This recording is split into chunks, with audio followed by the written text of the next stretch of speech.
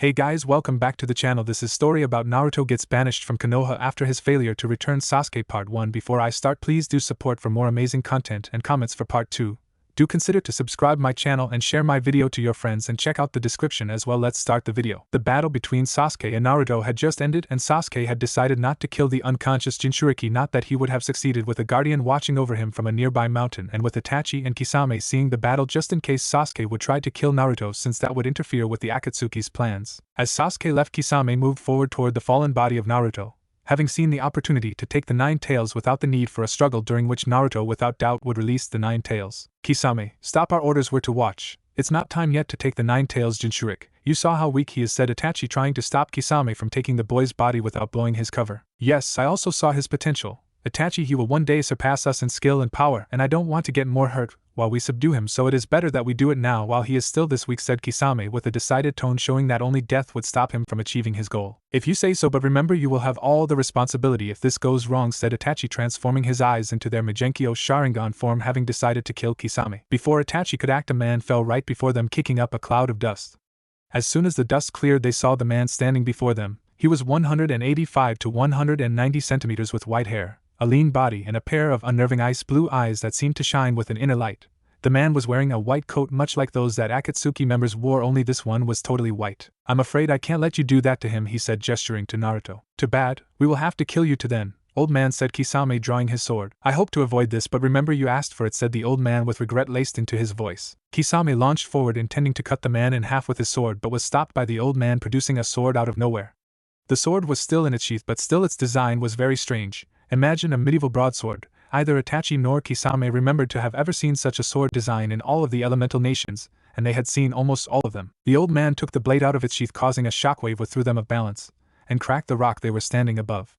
Itachi threw his kunai toward the stranger, but the old man simply deflected it using the flat side of the blade and returned toward Kisame. Kisame had used this time to summon forth a wave of water nearly 10 meters tall and 11 meters wide, intending to crush the old man with a wave of water and ending the battle, but the old man simply disappeared and reappeared behind Kisame, and before he could react he punched him in the face, sending him 50 feet away and making him cough blood. Itachi used his great fireball jutsu, but the old man disappeared and reappeared behind him. Itachi ducked from the punch and attempted to sweep his opponent's feet from under him, but the old man jumped, and from nowhere he simply summoned a wave of water 3 times the size of Kisame's without any hand signs, and with a wave of his hands the wave moved to cover him and Kisame, but Kisame used his water release tide reversal to turn the wave against the old man, but he could feel his chakra reserves rapidly depleting against the old man hold over the water. The old man felt his chi reserves depleting against Kisame's jutsu, but chi always regenerated faster than chakra, and even if that wasn't the case he had insane reserves of any kind of power, chi, chakra, ki, mana, etc., so he wasn't worried about of running out. But what worried him was the fact that he wasn't to harm Itachi, for he would be a great ally for his young master in the future. As the old man struggled to keep control over water, Itachi again used his fire release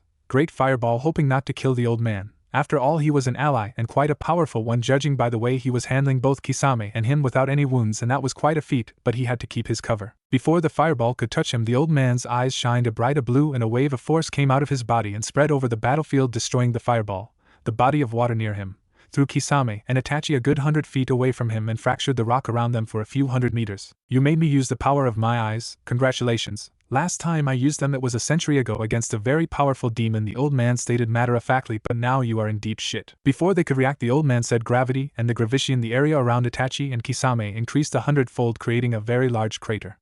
Itachi and Kisame got up. They were covered in bruises and cuts, and they might have some broken ribs formed the intense gravity.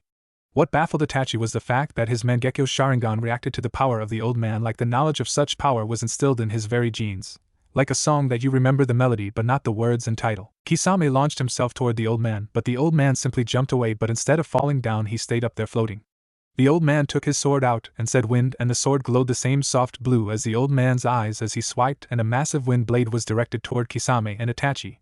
It was only Itachi's speed that saved them both from being cut in half. It has been a long time since I had so much fun, said the old man with a creepy grin, since I sparred against Hashirama Senju's wood release. Actually, you are lying. You can't be that old, and how could you even stand against somebody who could defeat even the great Madara Uchiha himself? Asked a trembling Kisame. Madara was talented, but he forgot to hone those skills further, believing himself invincible even after he was proved wrong by Hashirama, who trained a lot and was capable of unlocking part of the limitless potential of the wood release. As much as a mortal can. Anyway, the old man stated matter-of-factly, what do you mean with the limitless potential of the wood release? asked Itachi, trying to stall him, preparing to use his Tsukiyomi. Of all the advanced nature transformations, the wood release is the one with the greatest potential, the potential of a god's power in it, he explained. Itachi smiled as he said Tsukiyomi, only for the old man to smile and say reversal and attack it, crumpled to the ground, imprisoned in his own genjutsu. Kisame took this opportunity to attack the old man and succeeded in landing a punch, and as the old man was falling he body flickered to the ground and attempted to impale the old man, attempted being the key word, as the old man shifted in the last moment, and Kisame succeeded only in cutting through his shoulder. The old man became white smoke and then reformed behind a boulder. The wound from Kisame had touched his bones and he had to do this or risk losing control of himself, and he couldn't do that or his young master would die. From the old man's body blood flowed, but unlike human blood it flowed upwards and disintegrated, releasing great pressure and heat, a gift from one of the old man's battle against a very powerful demon. Yin Yang, healing of the damned, said the old man, is pure yin and yang energy, unlike shinobi's yin and yang that was polluted with chakra which dampened their powers of creation and destruction.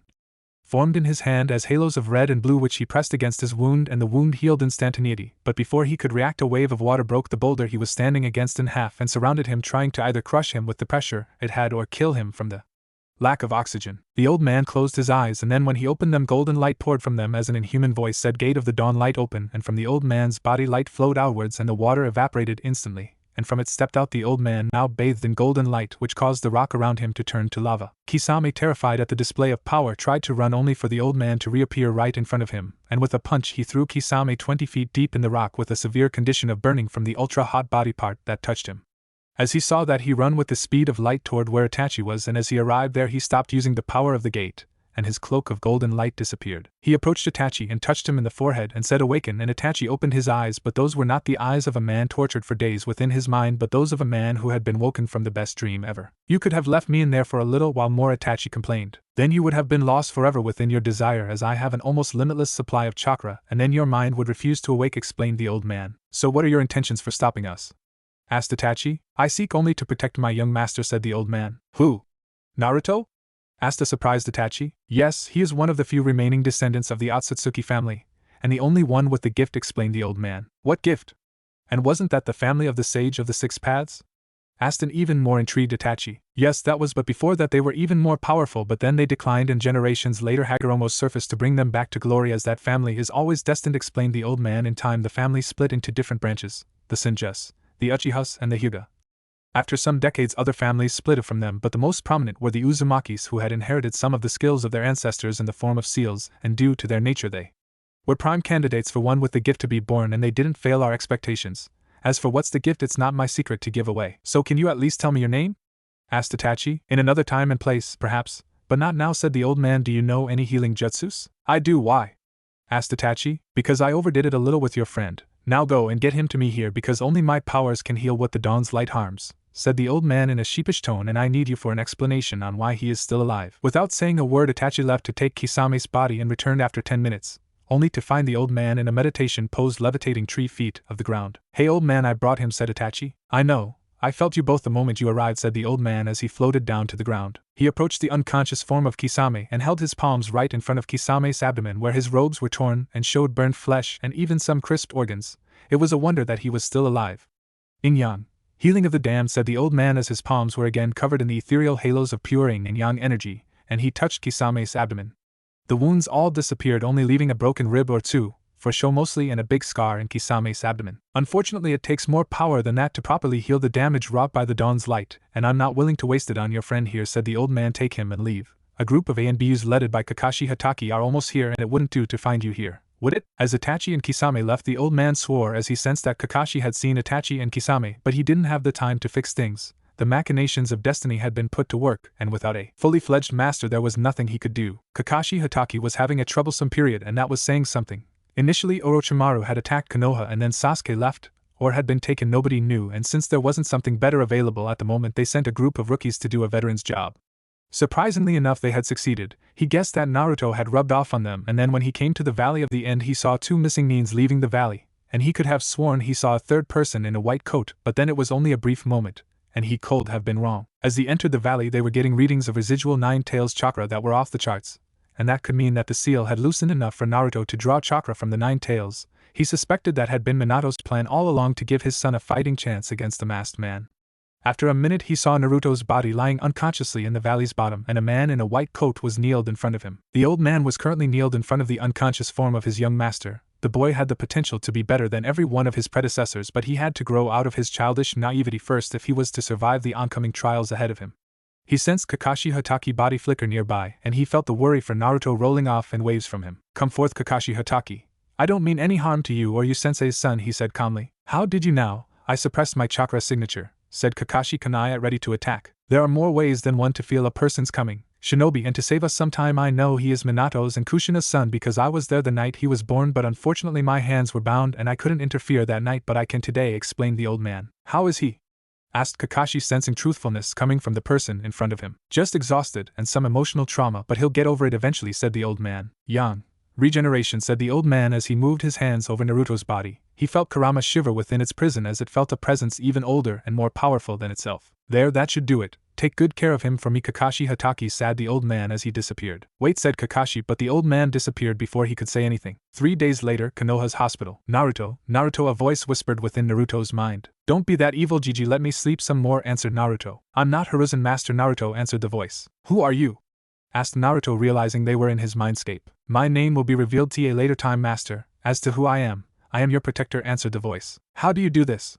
It's so cool, asked an excited Naruto. It's but a fraction of my power, the ability to manipulate puring energy to get into somebody's mind in dreams, although it's the least used of my abilities, answered the voice. Cool, can I learn how to do it, please?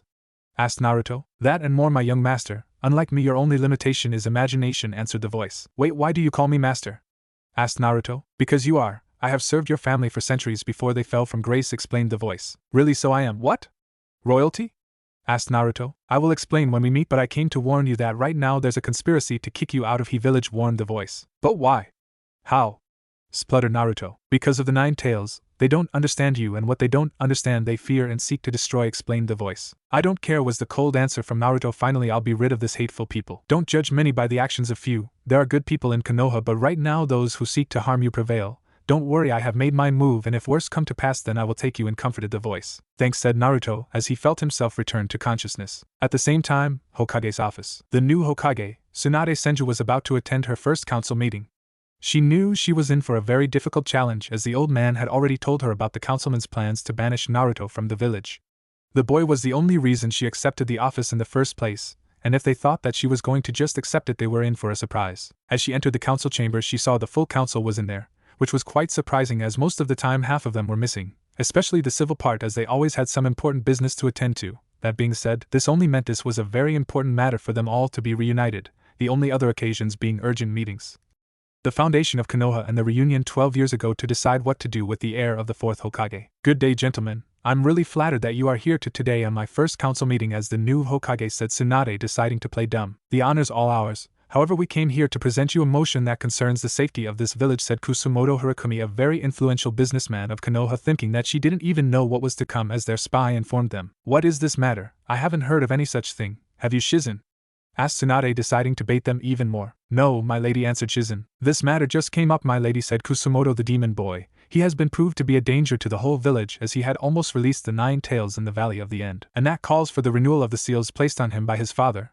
I don't get where the big danger is here, said Tsunade, causing whispers to erupt within the council. Yes, but there is also the fact of 2 missing Nins, Kisame Hashikaji and Itachi Uchiha, leaving the valley, and we have reason they are after the boy. Banishing him would be the best course of action that won't endanger Konoha, said Kusumoto with a malignant grin. If that's the case, then we should banish all of our best shinobis, including here you, Kusumoto, as you currently have a killing contract on your head. Currently this contract has been taken by an organization called Akatsuki, which Kisame Hashikaji and Itachi Uchiha are members, she concluded, causing nods of approval from some of the heads of the Konoha clans and shouts of outrage from the rest of the clan's heads and the civilian council. That's not the same, the boy is also in danger of releasing the 9 tails while the rest of us doesn't, said a very angry Kusumoto. And I already told you there's a solution to it.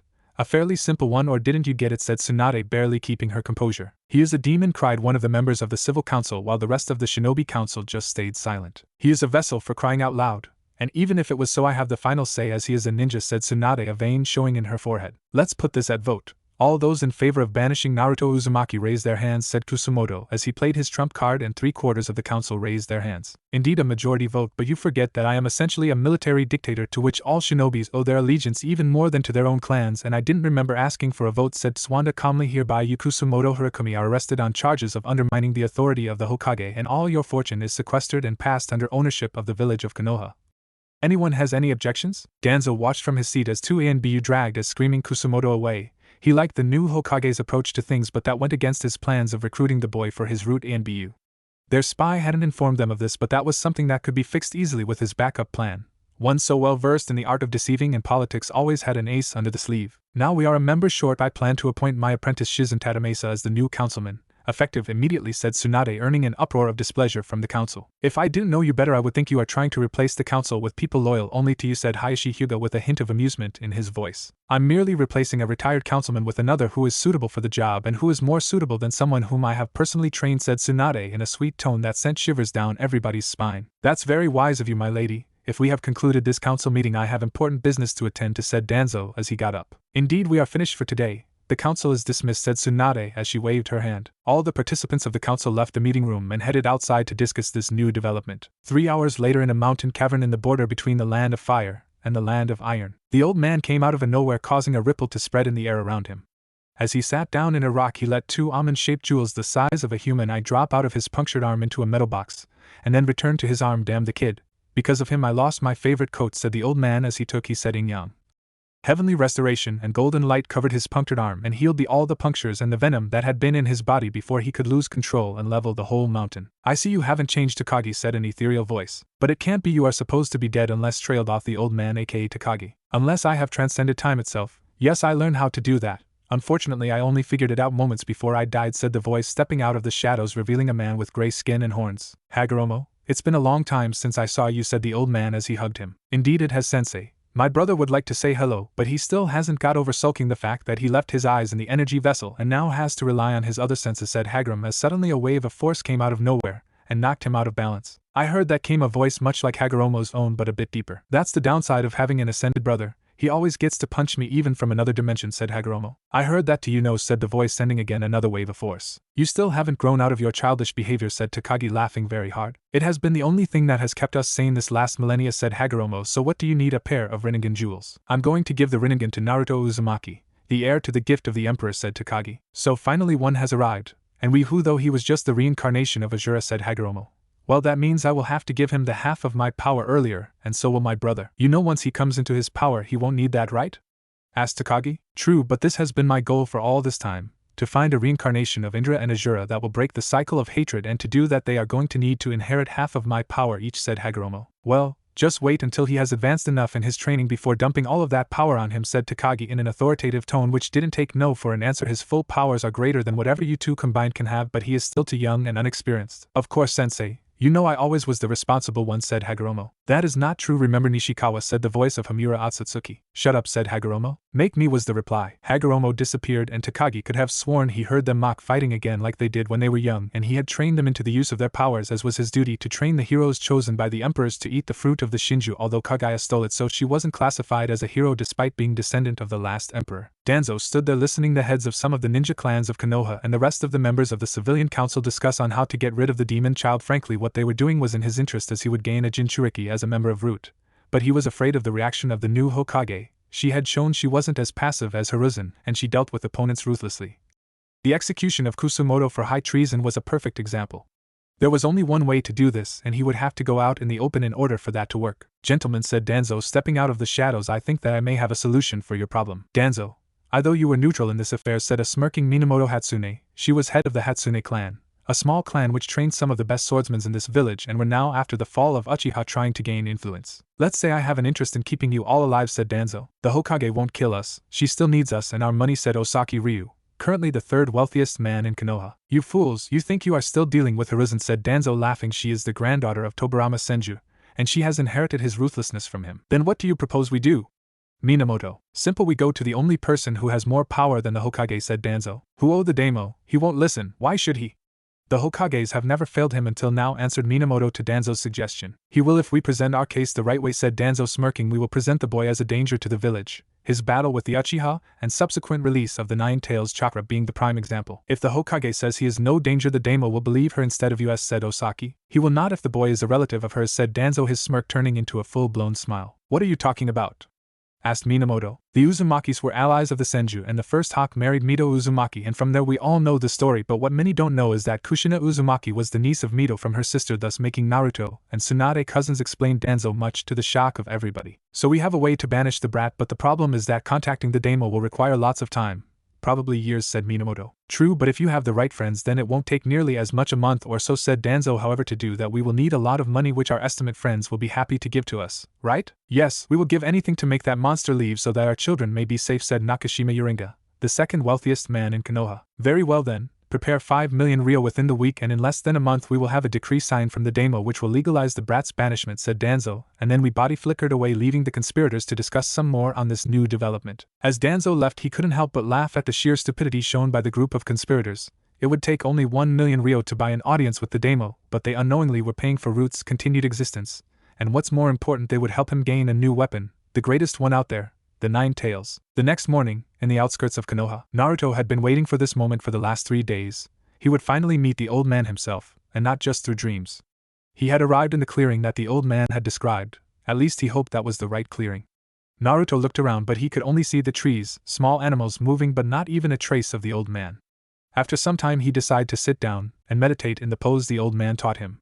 It was pretty simple actually. The clearing was so peaceful that it almost felt natural to meditate in such a place. After an hour or so, Naruto felt the tip of a kunai pressed into his back. Reacting from instinct, he pushed his body forward and used his feet to kick back, but his feet found only blank space.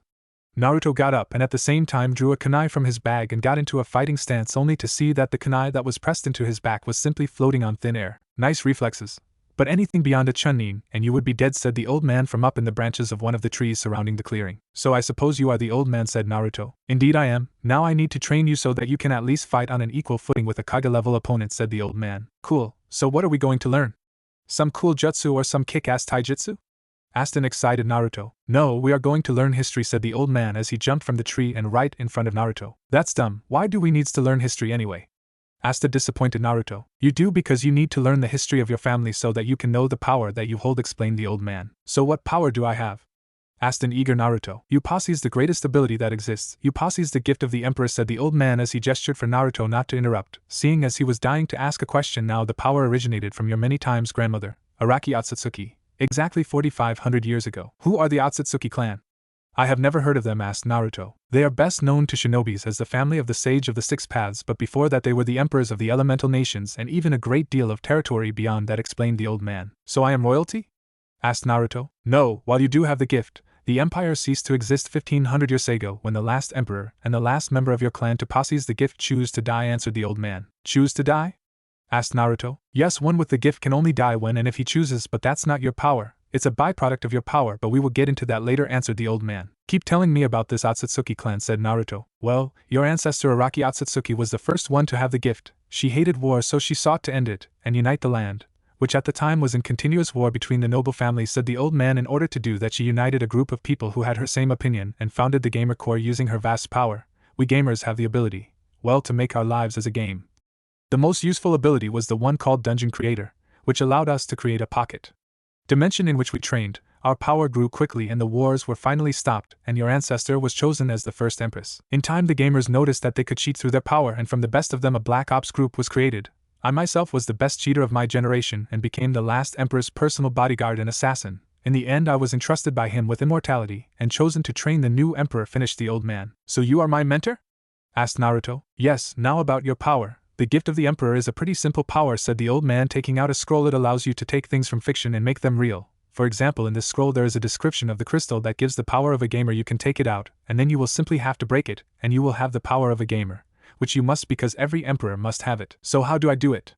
Asked Naruto. That I don't know. The last emperor said you must try to put your hand in the scroll and the story, and the rest would be instinct, said the old man. Really helpful, old man, said Naruto. My name is Takagi, and for as long as we train together you will call me Takagi-sensei or sensei, said Takagi. Yes, sensei, said Naruto as he tried to put his hand in but failed every time he tried. Naruto tried to put his hand into the scroll once more but failed again. He had been trying for the last 3 hours but to no avail, as he always failed. In a gesture of rage he punched the scroll, but the very anger he now felt caused something inside of him to click, and instead of hitting the scroll his fist, and due to the momentum his entire arm fell inside the scroll, and he felt with his hand the big pile of gems, and he took one. Naruto looked at the gem. It was almond-shaped, about the size of his hand. It had a deep purple color, and it radiated pure power that he could now see clearly but no more than him. After taking out the gem, Naruto had began to see the power of everything mostly in levels, and his was simply level. Apparently his gift of the Emperor couldn't be measured in levels like most other beings' power. Remembering what Takagi said about the gem, he crashed it into his fist, quite easy apparently, and he felt his body filling with the power that was once in the gem. He tried to use the dungeon creating skill, and a panel appeared in front of him. Enter name of the dungeon, and enter level of the dungeon, and Naruto simply said, Chakra Training Dungeon, and after some thought he had a brilliant idea, dungeon level, 100, and he found himself standing before a gigantic bear, as tall as the 9 tails, made of blue chakra with a sign above his head, Chakra Bear LVL. 991. The bear at the sight of him roared and charged, and Naruto tried to escape, but he couldn't as the bear hit him with his gigantic paw and sent him hundreds of feet away, breaking every bone in his body. The bear tried to finish the job and kill Naruto for good, but was stopped by a blue dome of energy, and as soon as the bear's paw made contact with the dome, the bear flew back a few hundred feet. Takagi stepped out of the dome and took his sword out of its sheath, Sword of Nightmares, and as he slashed it at thin air, the gigantic bear fell into the ground, cut into 2 pieces. Takagi took them out of the dungeon. While dying in a dungeon wasn't actually dying as you were reborn immediately, it was uncomfortable to say the least, and Naruto was too young to experience that, so he had to use some of his more powerful healing power, seeing that having the gift made him pretty resistant to magic, or any other form of power except his own. Yin-Yang. Restoration of the Empire. That little technique had no visible after effects but was the only power that would work on him without him exhausting himself. That use of the yin-yang was created by the first Empress when she noticed her immunity to the powers that others yield, and that worked as he heard Naruto's bones creak as they returned to their places and fully healed. After taking in the still unconscious form of Naruto, he decided to give him the Rinnegan already since the boy was so reckless. He took out the 2 gems from his inventory, opened the lids of Naruto's eyes and placed the gems above. With a flash of light the gems disappeared and Naruto's blue eyes became the soft purple of the Rinnegan. The boy is a natural. Not even me can absorb the Rinnegan gems so easy. It should have caused at least a reaction, discomfort, pain, anything, but no. I guess it has to do with the fact he has Hagoromo's blood flowing in his veins, thought Takagi as he watched the unconscious form of Naruto. Time skip. Naruto woke up with a pounding headache. He looked around and what he saw surprised him. It wasn't the waterfall, or the gigantic trees that seemed to touch the sky, or the gigantic temple where he woke up, but the fact he could see chakra, including nature chakra. He tried to get up, but his body didn't respond well at this attempt. His muscles still sore from staying for some time without moving. Take it easy, Naruto. You have been unconscious for the last 2 days. Your body needs to get used to moving again, said Takagi from one of the temple's ledges. 2 days I need to leave. Tsunade must have the ANBUs searching for me, said a worried Naruto as he scrambled to his feet. 2 days within this dungeon, Naruto. In the outside it has been merely half an hour, said Takagi. What dungeon? Oh, this one doesn't have bears, right? Asked Naruto. No, this is a Rinnegan training dungeon, explained Takagi. Why do we need a Rinnegan, said Naruto as he ran to the nearest pool of water and screamed when he saw his eyes. What did you do to my eyes? Calm down, Naruto. I gave you the Rinnegan after seeing how reckless you are. If the power of a god doesn't keep you safe, then you leave me no choice but to stay always near you, and I don't fancy that, said a bored Takagi. You turn the Rinnegan off and on at will, since those eyes are truly yours and none can use their full potential except for you. Really, said Naruto as he focused and his eyes returned to their normal blue. With what are we training first? With the Deva path, as it has the most destructive potential, said Takagi. Time skip. Naruto and Takagi came out of their dungeon looking fully refreshed. Naruto's eyes were still in his Rinnegan form as the old man had advised him to use it so that he could get used to the vision they granted. I'm leaving now. See you tomorrow, and no further exploration of dungeons without my presence, at least no dungeon above level 10. Understood? Asked Takagi with a slightly threatening one. Yes, sensei. In what dungeon should I meet you tomorrow? Asked Naruto. Outer Path Training Dungeon. You still have to master that path, said Takagi as he teleported away. Naruto then turned around and headed for the village. It had been a long 12 days for him and Takagi, although outside it had been only 3 hours. The cool thing about dungeons was that despite the amount of time you spent inside, you only aged according to the amount of time that had passed outside.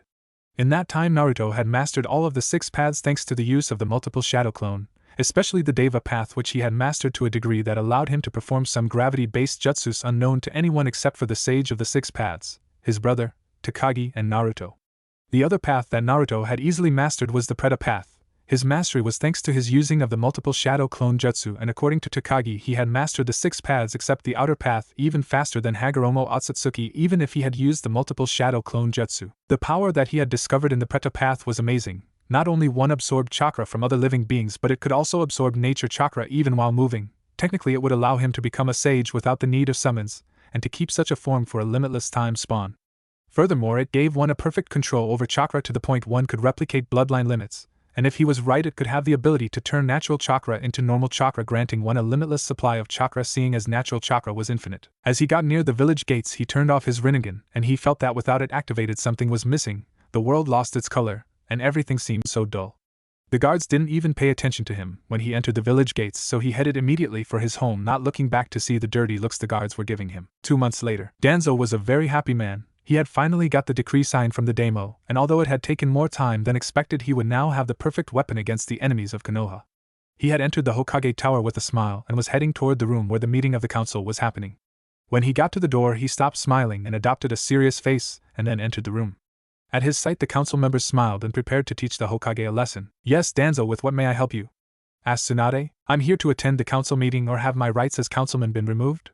asked Danzo, pretending to be offended while transporting the parchment to the hands of Minamoto. "No, of course not, but I thought you had some pressing matters to enter like that," said Tsunade, turning back to the other members of the council. "Lady Tsunade, we have a pressing motion to present before you," said Minamoto. "And what would that be?"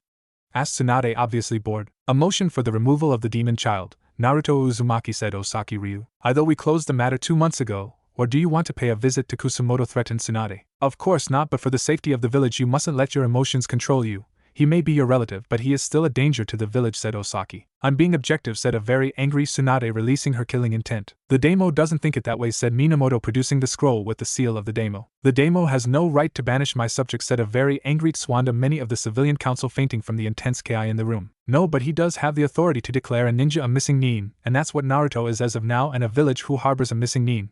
Who would contract us anymore?" said Minamoto, tossing the scroll to Tsunade. After reading it, the amount of ki that Tsunade was releasing increased immensely, and only the ninja members of the council were still conscious. With a sign of her hand she summoned an ANBU. "Find Naruto Uzumaki and escort him outside of the village.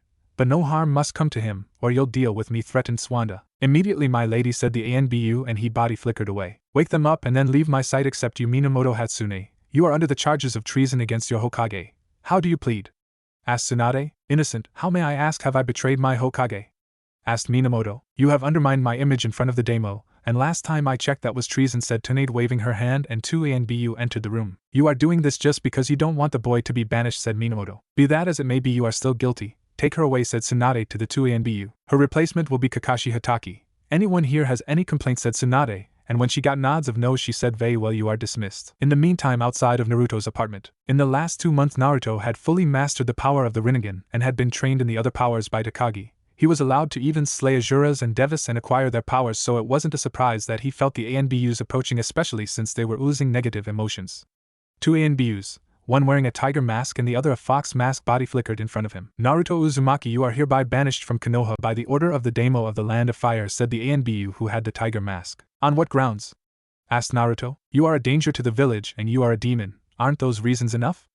asked the fox ANBU. "Not for me, but since you don't want me anymore I'll get my things and be off," said Naruto as he headed toward his apartment. "No, you're not. You are a missing nin, and so you will leave with only the clothes you are wearing," said maliciously the tiger ANBU. "I don't think so," said Naruto as he was about to enter his house. "You just made my day," said the tiger ANBU. "Fire release. Fire bullet." Naruto, sensing the chakra spike, teleported away and saw as the fireball touched the wall, and the wall exploded.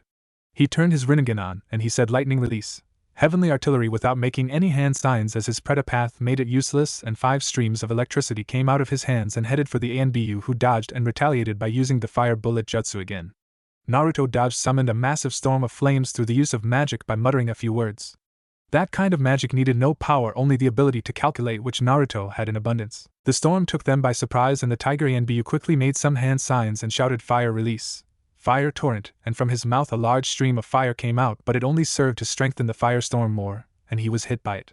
When the storm cleared, the tiger ANBU was laying in the ground completely nude, since his clothes had burned in the fire, and his body was covered in nasty burns which would kill him if he didn't get medical attention. The only reason he was alive were his chakra-imbued clothes. The fox ANBU had been smarter, and had dodged the storm and tried to attack Naruto from behind, only to hit a clone which dispelled in a cloud of smoke. Naruto whistled to the ANBU, who looked up to see the boy standing on the roof of his apartment, and quickly flashed through a few hand signs and shouted, "Wind release."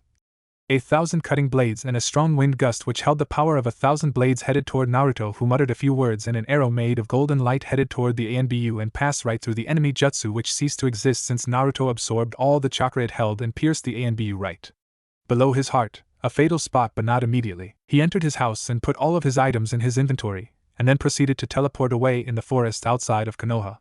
When teleported in the forest, he stumbled a bit and cursed himself. He had never been very good at long-range teleporting since the calculations changed a bit, and he had yet to master them as he did with the rest of the calculations of that magic. "Come here, Takagi. I have already sensed you," said Naruto as he sat down in a meditative pose. "So they succeed to banish you. The fools, they have no idea what they have lost," said Takagi as he took the same pose as Naruto. "They even sent a couple of aggressive ANBUs, but I dealt with them," said Naruto. "I should go down there and turn that village into rubble, but there are still good people there, and they don't deserve to suffer for the wickedness of few," said Takagi, seething with rage. "What do we do now?"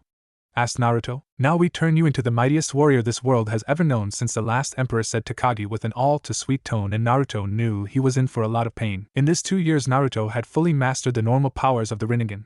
The curious thing about the Rinnegan was that it simply mirrored the human potential. Everything that can be done with the Rinnegan can be achieved through training, although it could take insane amount of time to achieve such a level of power. The only humans to have even come close to such a power being Hashirama Senju and the first Uzukage, especially since he discovered way to permanently seal the Sharingan, Madara not counting since he had a watered-down version of the Rinnegan. The eyes spared Naruto the need of centuries of training and allowed him to delve further into the Rinnegan's more advanced powers. One such example being the power of the Preta Path to absorb nature energy, even if you were moving, and turning it into normal chakra, but it could also be used to maintain the Sage mode for an indefinite amount of time. According to Takagi, the eyes were as powerful as the owner, which meant he was the only one, alive, to be capable of yielding the legendary power of Hagoromo Akatsuki, aka the Sage of the Six Rinnegan. Had the added benefit that it allowed him to use every special jutsu derived from the eternal Mangekyo Sharingan, and it had none of their drawbacks. He had also learned different magical disciplines, at which he excelled especially when it came to magical dueling, vast area spells and runes, although he was still lacking when it came to potions or the more mundane spells. When it came to the usual ninja stuff, he could be considered an S-rank ninja, but that was if he used his Rinnegan and magic, and he didn't like to become dependent on them. The area he most liked was Fuinjutsu, which was no surprise due to his Uzumaki heritage, and the Namikaze heritage gave him a speed and dexterity bonus which was gladly accepted. His current level in Fuinjutsu was Exotic Fuinjutsu Mastery LVL 15, but he was currently stuck there because it needed too much EXP to gain a new LVL. And despite he used it every time he fought in his dungeon dimensions, the advanced mastery was hard to level up. Naruto had managed to recreate the Flying Thunder God technique and had improved it a bit, although this new improvement had yet to be tested. He had also learned the art of technique creation. The process was pretty boring, as it involved calculations, as it was needed to calculate which hand seals were needed for the jutsu, the right way to mold the chakra, etc. Strangely, being the son of the Yellow Flash gave him a plus 30% EXP when it came to new technique creation. He had already achieved to create 3 new jutsu, although one might be considered a new bloodline limit. The first was meant to imitate the Susanoo, but was also meant to be way superior to it in the same time. It evolved from a simple technique to a full-blown nature release. He nicknamed it the Celestial Release, as it was used to draw mystic energy, nor chakra, mana, ki, etc., and give it a shape, the shape of an armor, which increased the wearer's strength, speed, and regenerative abilities. Now, while the Rinnegan didn't give the ability to create bloodline limits, seals could take 2 or more different chakra natures and merge them to create a new bloodline limit, and then the chakra was introduced into the body's chakra pathways little by little, causing it to imitate the new chakra. The only reason this wasn't done was that it put the body under a lot of pressure. Enough to kill, and it was only thanks to healing spells and the yin-yang, heavenly restoration, that Naruto survived the process. The second was the ultimate jutsu, a one-shot kill technique capable of bypassing every kind of defense one might have, and the yielder of such a jutsu could technically speaking destroy armies without even getting a scratch. The technique was a kenjutsu, a sword jutsu. It could be performed with any sword as long as it was made of chakra-conductive metal, and that the user had enough chakra.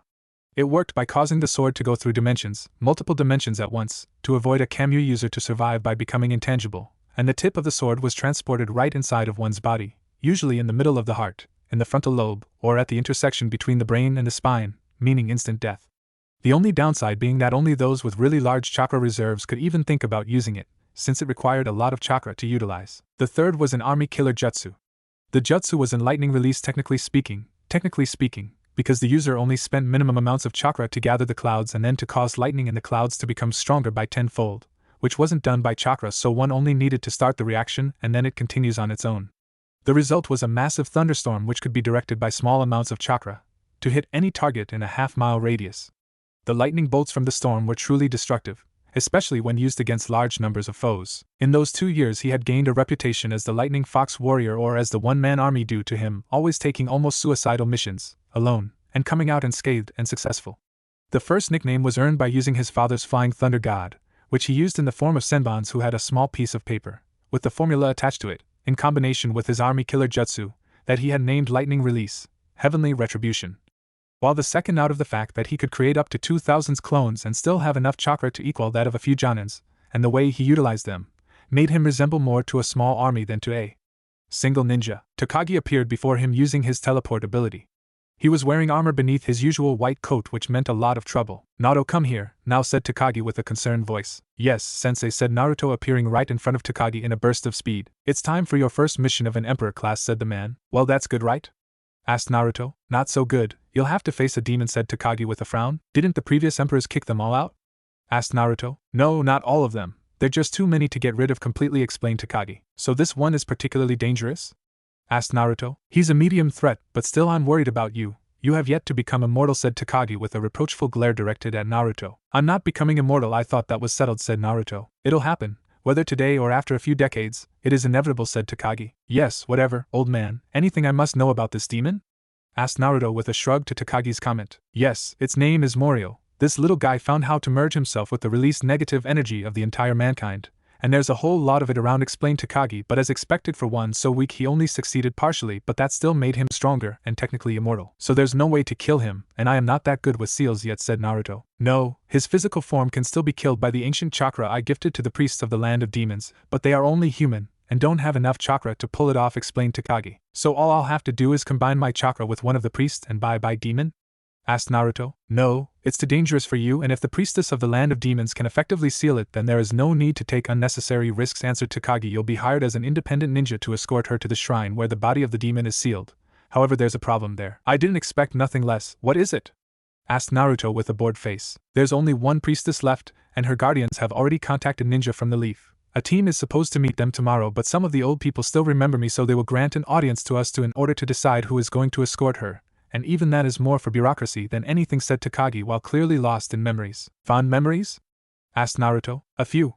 But that isn't your concern, young man," answered Takagi, snapping out of his memories. "Of course it is. As your emperor I must look out for the well-being of my subjects," said Naruto, joking. "Not until you kill your first god, and even then I will judge whether you are mature enough," said Takagi with a smirk. "That's not fair," pouted Naruto. "And yet it is how things work, so no complaining. Get back to training," said Takagi with a small smile upon his face. "Yes, sensei," said Naruto before throwing a stink bomb in front of him and disappearing within one of his dungeons. Naruto couldn't help but laugh at the face of the old man when the stink bomb exploded and was rewarded with a giant club swinging too close to his head for his own comfort.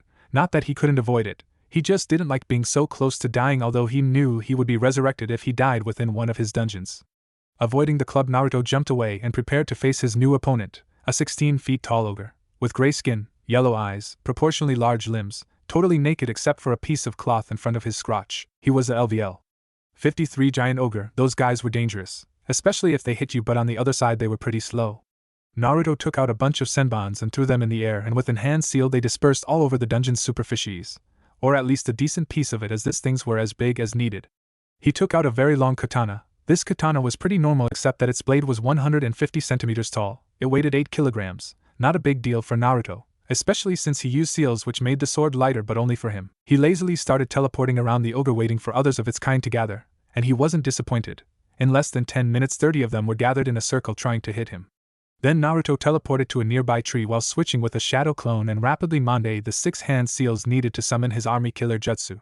In a less than 30 seconds, storm clouds gathered around the ogres and 3 lightning bolts came down, hitting in 3 different parts of the ogre formation and totally obliterated the ogres. He looked satisfied at his handiwork and smiled. He had been getting better in the precision strikes from the storm, and then he saw a massive ogre yielding a staff with a red skull upon it approach him, looking positively pissed. Naruto used his observe ability on him, and it said, "Ogre Shaman LVL 59. This ogre had shamanistic powers, and he is seriously pissed at you for killing its children." Naruto smiled. That was what he was after. The ogres he had just killed barely gave him enough EXP to fill half his level up meter, and this was only an LVL 6 dungeon, since Takagi stopped Naruto from going into higher levels since he refused to become immortal. Or maybe he just cared too much for him. Either way, it seriously pissed him off, especially as it was Takagi. who told him that he was a prodigy surpassed only by the 1st and 5th emperor. Naruto snapped out of his thoughts in time to teleport away from the tree just as it was struck by a lightning, not as powerful as his but still strong enough to do some big damage. Okay, play time over, said Naruto, going through 8 hand seas and said ninja art, piercing sword of truth. His katana's blade glowed with all the colors of the rainbow, especially the first 10 centimeters of its blade.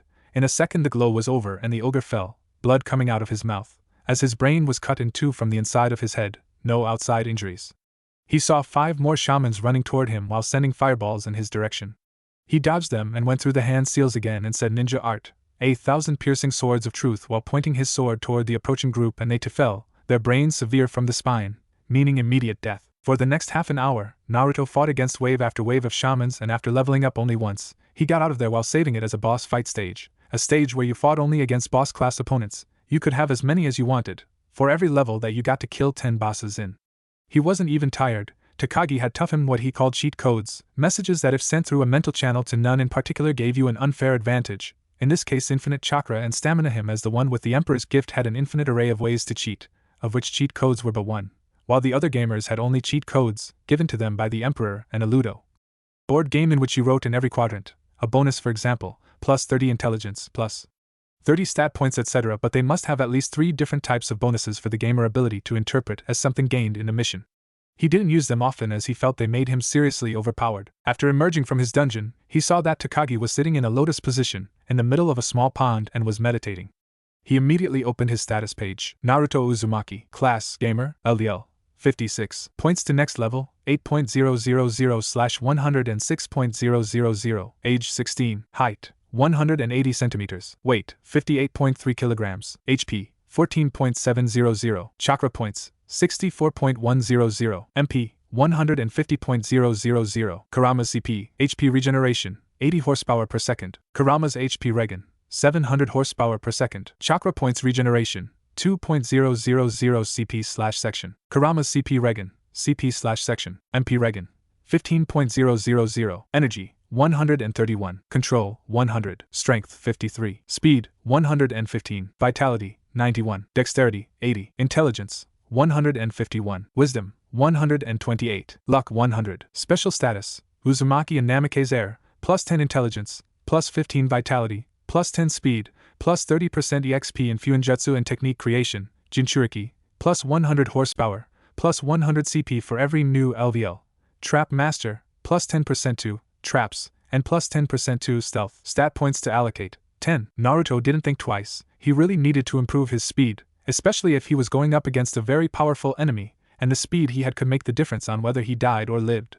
Well, he wasn't so worried about dying, since we was pretty sure Takagi would resurrect him, just to have the pleasure to rub it in his face that he needed immortality. With that he put the entire 10 points into speed. He wasn't in the mood to create a Ludo board, so he could gain some more points. Naruto Uzumaki, Class, Gamer, LDL, 56, points to next level, 1.000/107.000, age 16, height, 180 centimeters, weight, 58.3 kilograms, HP, 14.700, chakra points, 64.100, MP, 150.000, Kurama's CP, HP regeneration, 80 horsepower per second, Kurama's HP regen, 700 horsepower per second, chakra points regeneration, 2.000 CP/section, Kurama's CP regen, CP/section, MP regen, 15.000, energy, 131, control, 100, strength, 53, speed, 115, vitality, 91, dexterity, 80, intelligence, 151, wisdom, 128, luck, 100, special status, Uzumaki and Namake's heir, plus 10 intelligence, plus 15 vitality, plus 10 speed, plus 30% EXP in Fuinjutsu and technique creation, Jinchuriki, plus 100 horsepower, plus 100 CP for every new LVL, trap master, plus 10% to traps, and plus 10% to stealth. Stat points to allocate, 0. It is good to know that I have gotten rid of the prankster king status. Though Naruto, that thing was really a pain in the ass, and then he added as an afterthought I should really stop using the Ludo game board. That thing has made a really overpowered ninja, especially when it comes to chakra and mana regen. When he opened his eyes he saw Takagi standing over him with a scroll in his hand, and with a very evil smirk. Before Naruto could do anything Takagi dropped the scroll, which emitted an obnoxious brown-colored gas, which really stank. Takagi, you will pay for this, shouted Naruto, dispelling the stink gas. His only answer was a laughter that came from nowhere and a piece of parchment which said, "You're free to do whatever you want until tomorrow. I expect you in the border of the land of fire and the land of wind in 12 o'clock tomorrow." Naruto shrugged at the letter, and though it would be a good time to visit Gaara. In those 2 years he and Gaara had become great friends, and he was always invited to stay in Sunagakure every time he passed by during a mission. During this time he and Temari had gotten closer, and that earned him a friendly talk by Kankuro and Gaara which had made Naruto blush and answer, I quote, "It's not like I like her like that," which caused Gaara and Kankuro to double over from the laughter. Next day, in the border of the land of fire and the land of wind, Naruto appeared in a flash, in what seemed a desolate strip of rocky cliffs which marked the border between the two lands. He saw Takagi was already there, wearing the same armor as yesterday and keeping a sword much like Zabuza's, only this one didn't have any bandages to hide the silvery metal, which he recognized as mithril. "So how was your girlfriend?" asked Takagi joking, and earning him a blush from Naruto. "For the last time, she isn't my girlfriend," shouted Naruto, at the top of his lungs. Yeah, whatever you say," said Takagi with a non-committal shrug. "So are we going to go or what?" asked Naruto. "Of course, grab my forearm," said Takagi, offering Naruto his arm. "Not that, please, not that," pleaded Naruto. "Of course we'll use heavenly transportation. Or do you know any better method of travel to a place you have never been?" asked Takagi with an evil smirk. "I swear, you must do that on purpose," said Naruto, grabbing Takagi's forearm. Naruto felt himself being squeezed through a tube, the result of traveling in that particular dimension. While it allows for you to go to places that you haven't been before, it also makes one puke, at least someone not used to that particular method of travel. When the squeezing feeling stopped, he and Takagi were standing in the middle of a courtyard, filled with different trees, bushes, and among those bushes grew small flowers. "Those are the Emperor's bell. I gifted them to the priestess and priests of this land almost 1,000 years ago," explained Takagi. "Most lower-level demons can't stand being within a mile radius of these flowers, while the rest are burned, less if they are really powerful, due to the energy that they have gathered by being near emperors for 3,000 years. "Cool, but doesn't that mean that my weapons or pets will become something like that?" asked Naruto. "No, they were fed on purpose by the Emperor's mana. They never liked demons trying to sneak into the palace, so they created this," he answered, pointing at the flowers. "Master Takagi, we are so honored that you came here to assist us on this task," said an elderly woman, whom he found through his observe to be named Yoshimura. "Of course, I would never leave you defenseless in the face of such grave danger, but now my apprentice will be taking over my duties," said Takagi. "If he can do half of what you can, then we are in very good hands," said Yoshimura. "Unfortunately, the people on the council are too young to remember you and appreciate your power." "That won't be a problem. He can give them a show of his power," said Takagi, not worried in the slightest. "The problem is that your apprentice is going to face Kakashi Hatake, an S-rank ninja. Last time I checked," said Yoshimura. "It must have been a long time ago then. He currently is A-rank ninja. Although with a bit of training he could be back to the level of power he once held and even surpass it," interrupted Naruto while making battle plans. "So who else are in his team?" "A girl named Sakura Haruno, Niji Hyuga, and Rock Lee." "Why?" asked Yoshimura. "Well, while he may be strong, they normally use a 4-man team, and I was curious to know if any of my friends was here," replied cheerfully Naruto, making the two elder people facepalm themselves. "Either way, go get ready," said Taki. "I already am," replied Naruto with an evil smirk, which scared the shit out of Yoshimura and made Takagi smile. "Then go and met your friends," ordered Takagi, "while I take care of this little brats." "Immediately, sensei," said Naruto as he disappeared in a burst of speed. "The kid is special," said Yoshimura, leading Takagi toward the council room, "and it is not because of his power that he is," said Takagi as he entered the council room. Naruto appeared in front of Sakura, Niji, and Lee in a burst of speed which caused them to grab their weapons and almost impale him, like they could. When they saw it was Naruto, they were so surprised that their jaws meet the ground. "Naruto, it's so good to see you," said Sakura as she hugged him. "It's good for me too. So how are you guys doing?" asked Naruto. "Very good. I'm still waiting for a rematch," said Niji. "And I do want to test my strength against someone as youthful as you," said Rock Lee with fire blazing in his eyes. "Get in line. I'm pretty sure I'm going to fight Kakashi first," answered Naruto, which caused their eyes to go wide. "But he is an A-rank ninja. How can you hope to defeat him?" asked a worried Sakura. "I have a few tricks up my sleeve," answered Naruto with a smirk. The four young people spent the next hour talking about how life had gone in Konoha after he left, learning about the moves the Akatsuki had made. Although he and Takagi had been keeping an eye out for the Akatsuki, not even them were omniscient, and they needed every piece of information they could get. Itachi had been a great help in that regard, but even he didn't know the end game of Akatsuki, and Naruto had a feeling it was going to be something really big. After an hour, the Council of the Land of Demons, Kakashi and Takagi came out of the meeting and headed toward the four ninja.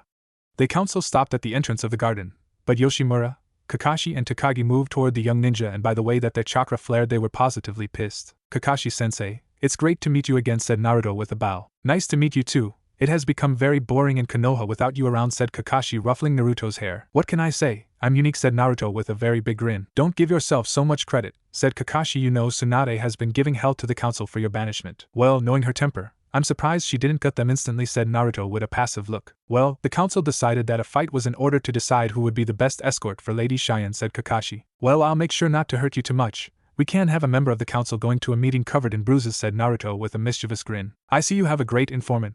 But you must also know I can kick your ass any time I feel like it, said Kakashi smiling behind his mask. I have been training to be Lady Tsunade's replacement. And yet you are an A-rank ninja.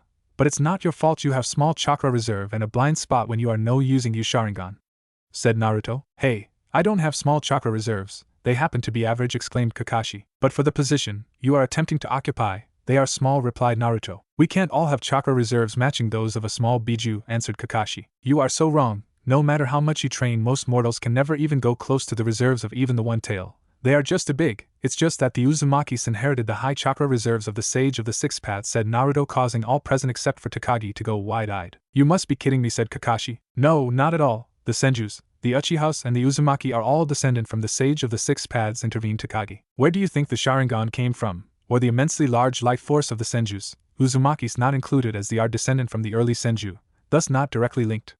Asked Naruto. I never thought about it that way, replied Kakashi. Well, there's a reason, that only those of Uchiha bloodline can use the Sharingan without dying of chakra exhaustion, said Naruto. But don't get discouraged, all the powers of the fabled Rinnegan and Sharingan can be achieved with training. A lot of it, but there's a possibility at least that you can actually achieve such a power and beat me. No need to worry at all because I'm going to defeat you, said Kakashi. Well, so cocky, I would have, though my father would have taught you better, commented Naruto, which really shocked Kakashi. How did you found out? Asked Kakashi. I was examining my seal, when I found 2 foreign chakra signatures that were not of the 9 tails, whose name I'm not at liberty to tell, and I figured that they would be there for some reason, so after months of hard work, meaning 3 months ago, I created a seal which allowed me to extract that chakra and seal it somewhere else, while at the same transferring it a bit of my chakra so that they could last for more than one meeting. Explained Naruto. Imagine my surprise when I found out that the 2 chakras belonged to Minato Namikaze, aka the Yellow Flash of Konoha, and Kushina, the Red Death of Konoha, and that their chakra signatures were almost identical to mine. Wait, wasn't Minato Namikaze also the 4th Hokage, the one who supposedly killed the 9 tails? Asked Neji. Yep, the one and only. He decided that he couldn't force someone else's child to be the container, so he made the ultimate sacrifice and sealed it into me, his son, while leaving a part of his soul and chakra to help me in dire need, said Naruto, much to the shock of the council and the 3 young ninja. My seal, however, allows me to feed my chakra to them, and so create a connection to their souls in the Pure Land, so that I can speak with them anytime I want to. Can you let me speak with him?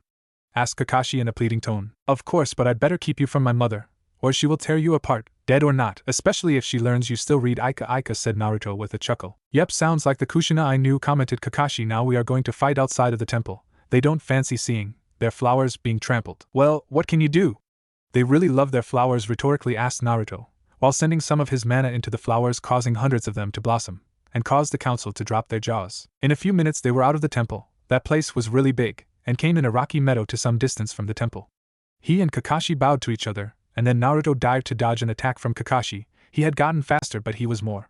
Naruto took out a dozen senbons and threw them to the sky, saying Flying Thunder God, amusement park, causing the senbons flying in different directions and landing a very big distance from him, which caused Naruto to smirk. I suggest you use the Sharingan, or I might hurt you, said Naruto. You forget that I saw your father use that jutsu and I know its weakness, replied Kakashi. You forget I'm not my father, said Naruto, as he disappeared in a yellow flash and gave Kakashi a punch in the gut. Remember you asked for it, said Kakashi, revealing his Sharingan. With that he launched himself with greater speed toward Naruto, who simply teleported out of the way and into a tree branch, only to feel the tip of a kunai to his throat and see the Kakashi in the field dispel. He teleported away again, only to dodge a kunai charged with lightning chakra.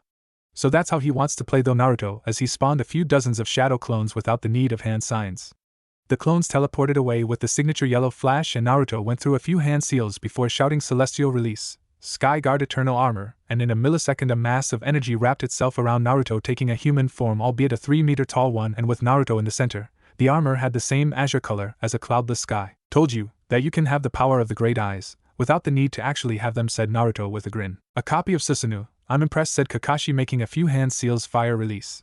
Twin fire spears and 2 streams of fire shot out of his hands. No, the idea came from Susanoo, but this is way better, said Naruto, as his armor withstood the flames without even flickering once. It seems a bit small, don't you think? said Kakashi as he tried to analyze the jutsu, and a bit small too. I wasn't planning to destroy mountains, said Naruto as he disappeared in a flash of azure light and punched Kakashi in the gut, and then hit in the chest, causing him to go through a few trees. I hope your armor can withstand this, said Kakashi as he took the position to create his signature jutsu lightning cutter. Naruto didn't move from the path of Kakashi and took the full brunt of his attack.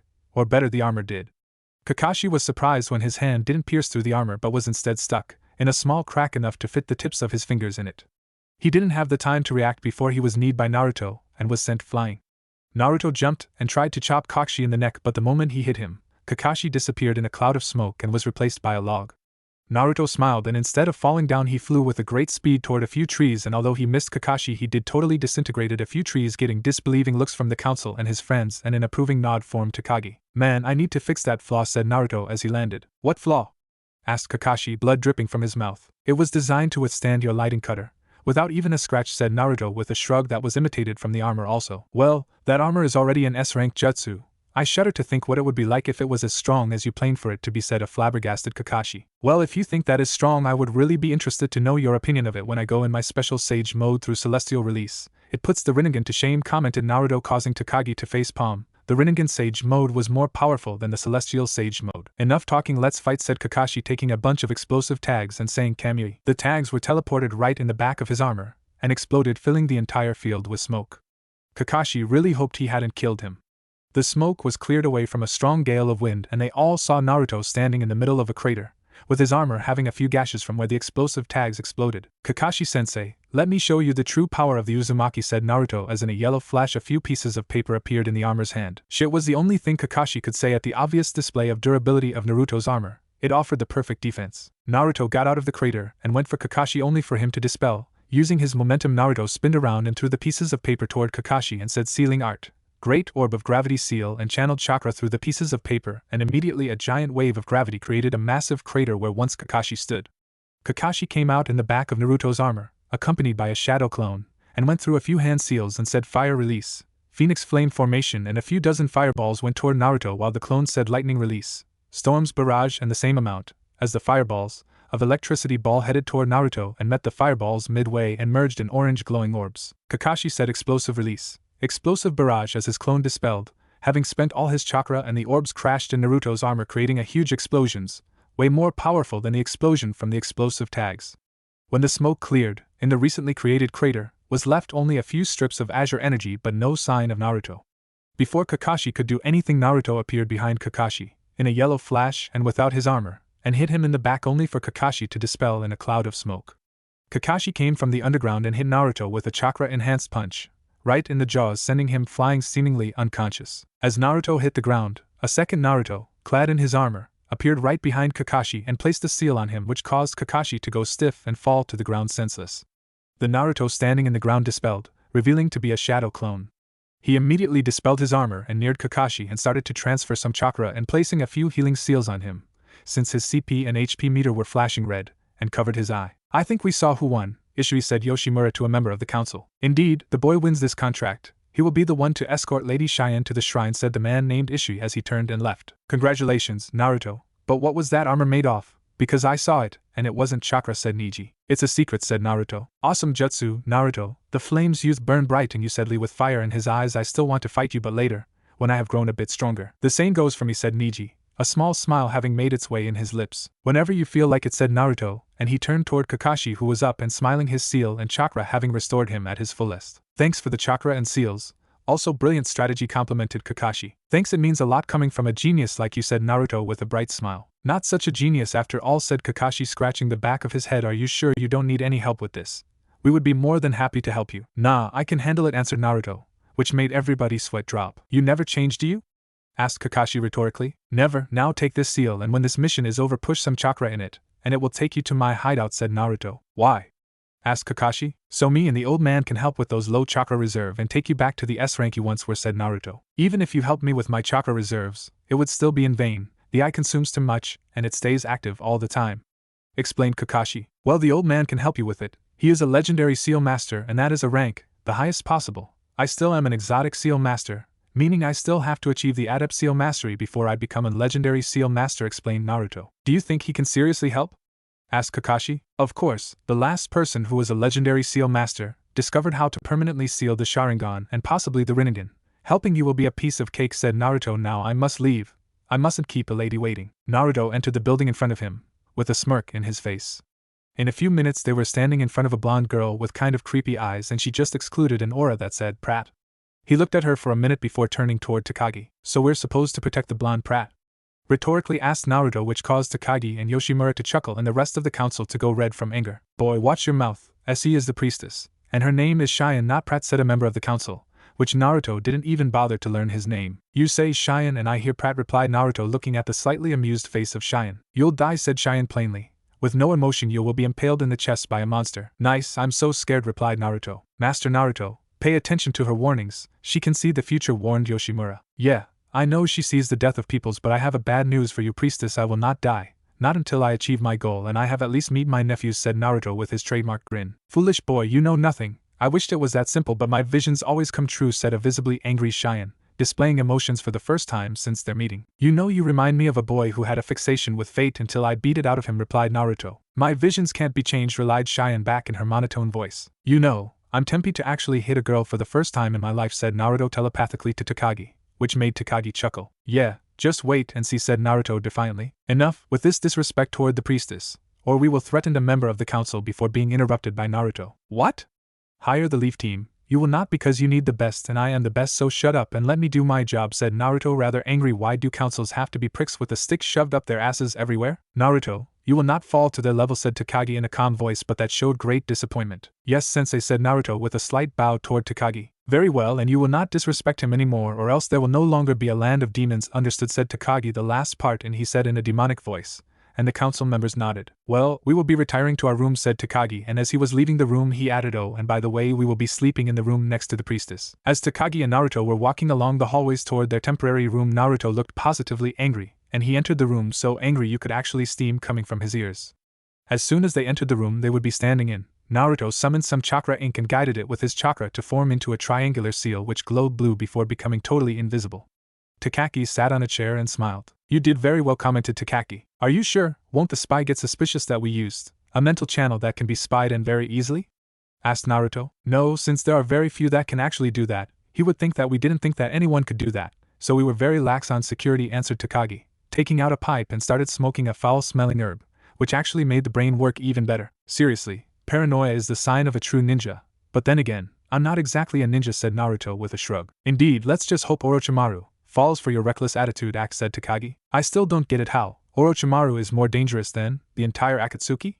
Asked Naruto. He is, because he is a genius, a mad genius, but a genius nonetheless, and the fact that he is crazy only makes him more dangerous, responded Takagi. Yes, I know you can foresee what a sane person would do, but not what a crazy person would mechanically, recited Naruto. True, now get some sleep, you'll need it, said Takagi, getting up. See you in a few days, Gramps, said Naruto, laying down on his bed, not before making some other seals, just to be on the safe side. Don't worry, if you need me, I'll be there, said Takagi. Like there is anything out there that can harm me, said Naruto. There are, said Takagi. You seriously lost your sense of humor, said Naruto, pouting. Well, 3,000 years of life do that to a person, replied Takagi, chuckling, but if you survive this mission, I will teach you the ultimate cheat, one taught to me by the Emperor himself. Really, what is it?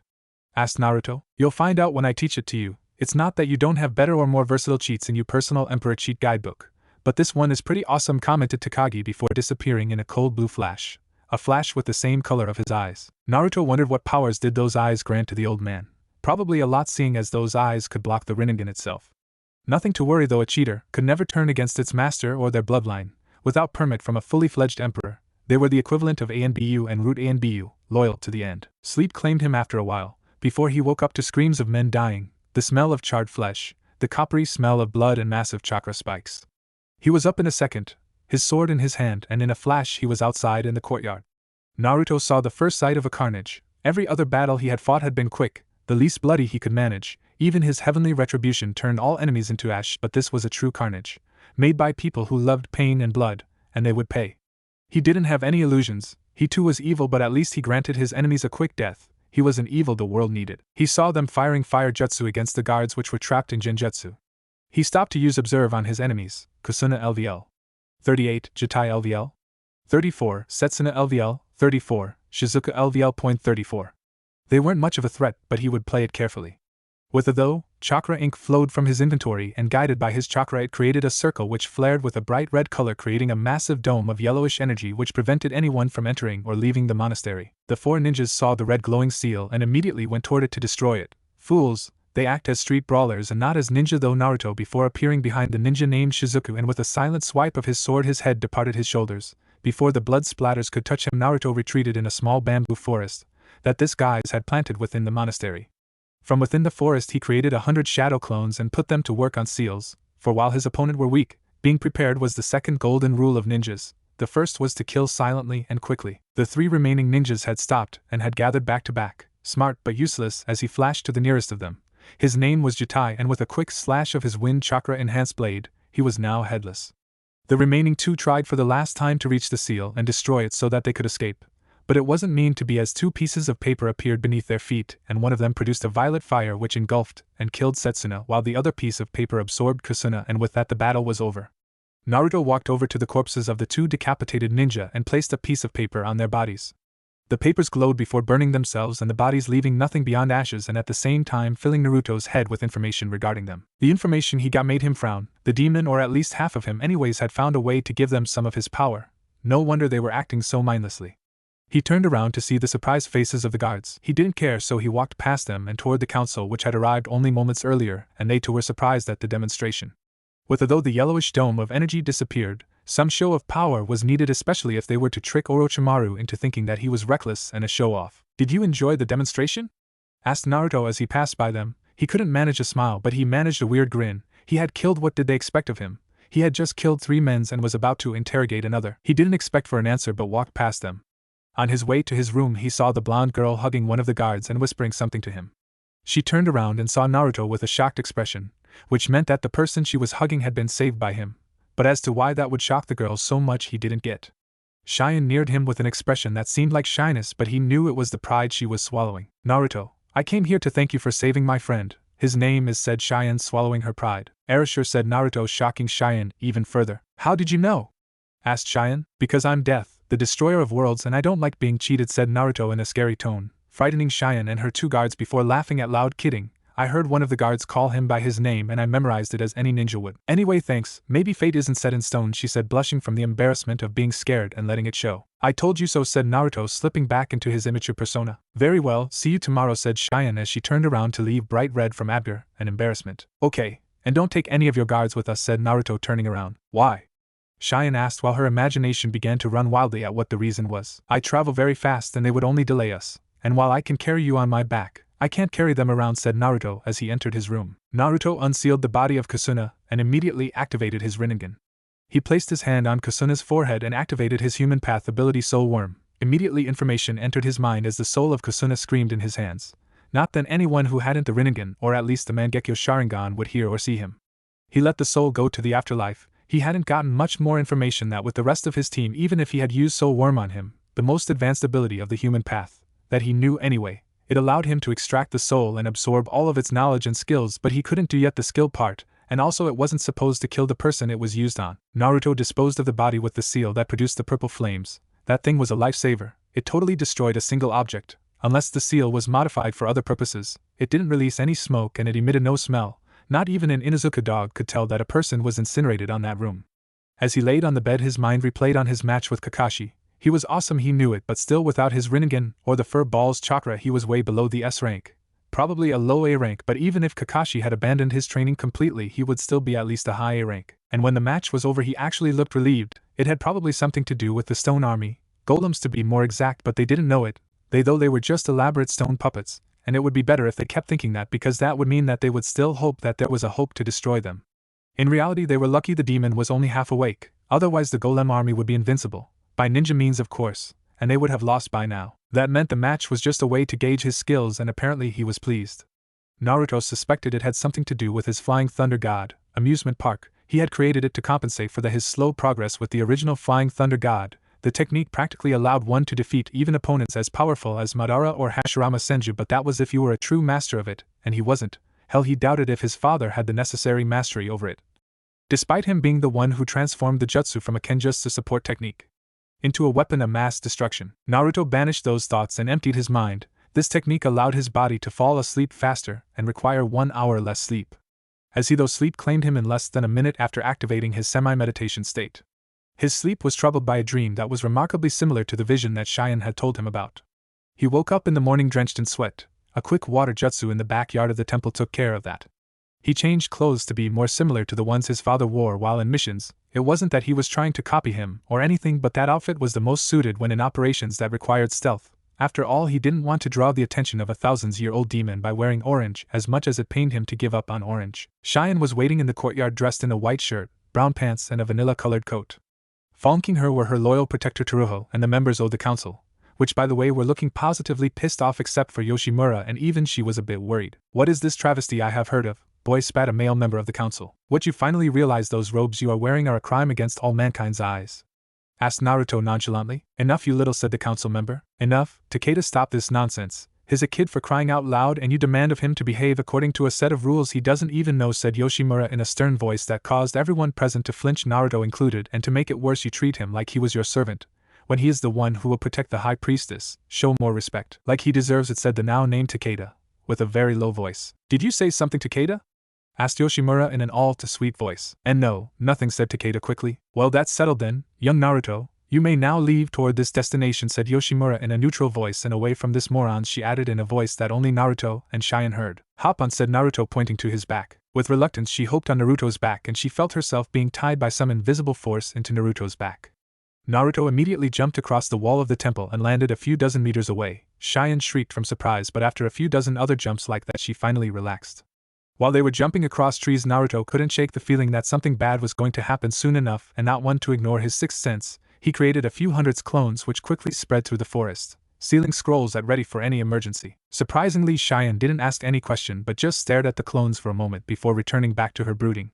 Luckily his suspicion was proved wrong, and the day went on without a problem even when they crossed the border between the land of demons and the land of fangs. Her paused a couple of hours after they crossed the border. The sun was setting and the foliage of the forest was dense enough to hide them from the eyes of all but the most talented ninja, then in part to the seals he had placed around the campsite to prevent anyone from finding it.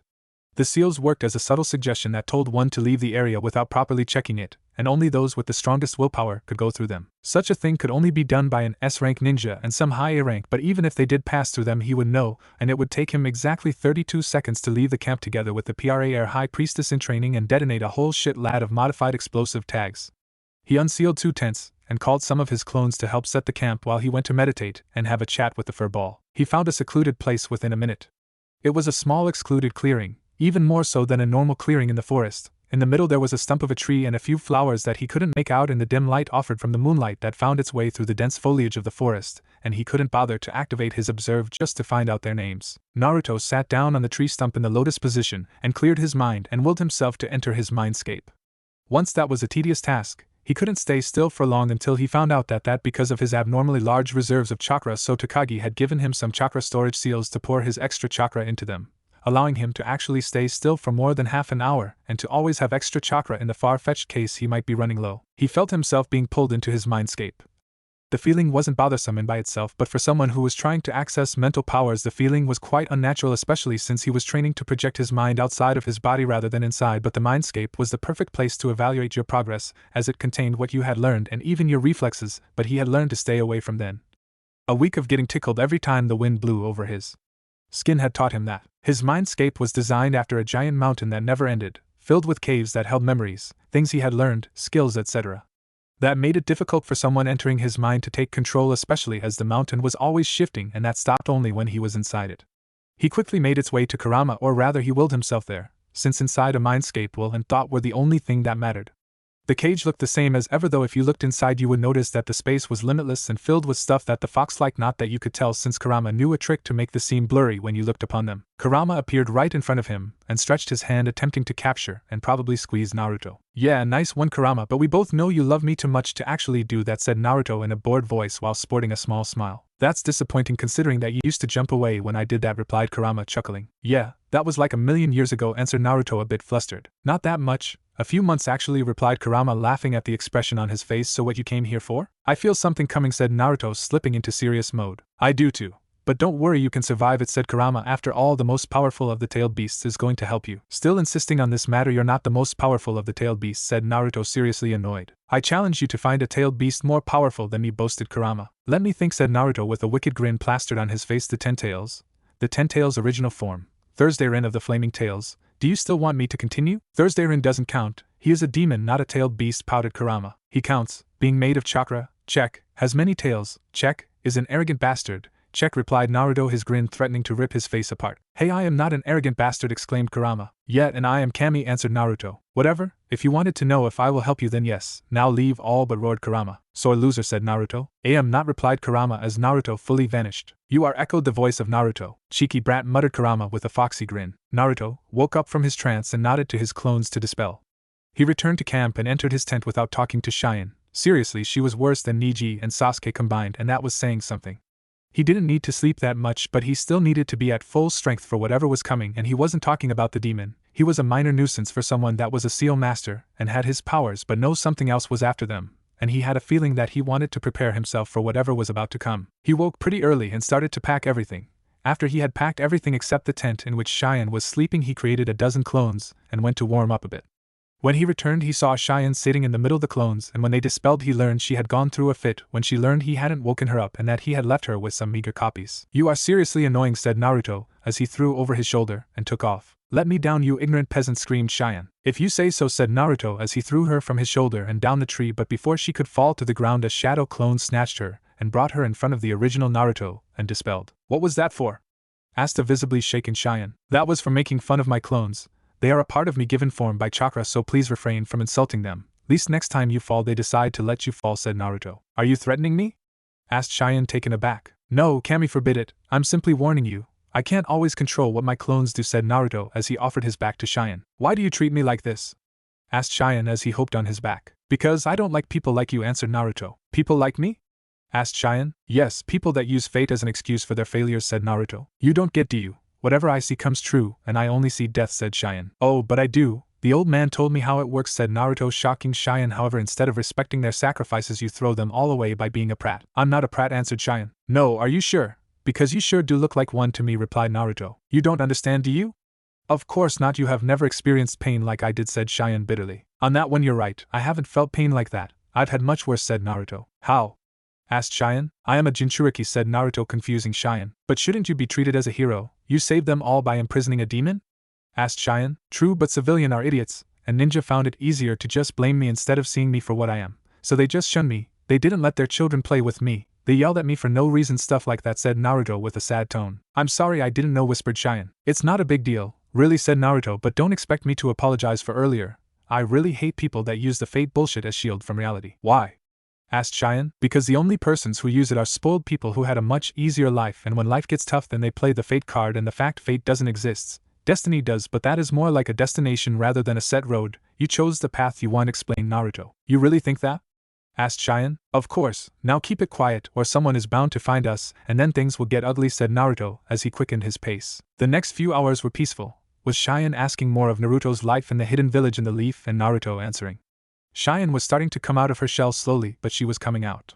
The problem started when they passed the border of the Land of Claws. A few minutes after the pass-through, he felt two massive chakra signatures. Such signatures could only belong to S-rank ninjas.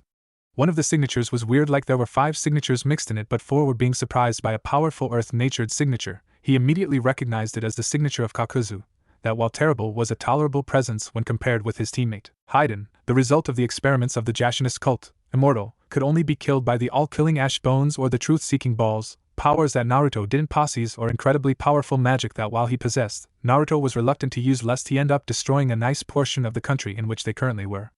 The fools, dabbling in such dark rituals and magic, and what's worse, using chakra to fuel them, thought Naruto, as he sensed them gain on them. Naruto changed course and quickly created a shadow clone and gave Cheyenne to him, and with a gesture which told her not to ask questions but leave, he turned into the opposite direction and ran as fast as he could.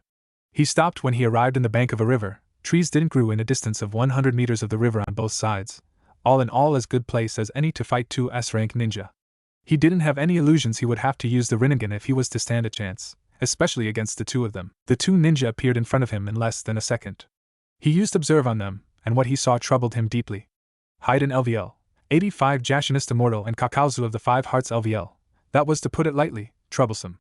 Haiden was not that much of a problem as he relied on getting somebody's blood, but Kakuzu was not a foe to underestimate. After all, he had fought the first Hokage, even if it was after the first Hokage's prime, and had escaped with his life, a feat only 4 ninja in the entire world could brag about, including in their Madara. Come with us willingly, and we won't hurt you much, said Kakuzu. And if you don't, I'll offer you as a sacrifice to Jashin-sama, said Haiden with a gleeful voice. No, thanks, I don't plan on becoming a sacrifice to a demon, said Naruto calmly. Jashin-sama is a god, not a demon, you little shit, screamed Haiden. Oh, but he is a demon. He is called Jashin of the Black Mist, said Naruto calmly, enraging further Haiden. Enough, Haiden, he is trying to get under your skin, warned Kakuzu before Haiden could move. Oh, enough with the talks. Let's dance, said Naruto as he jumped in the air, flying Thunder God, amusement park. Dozens of senbons shot out of Naruto's sleeves and flew up in the air before speeding in different directions.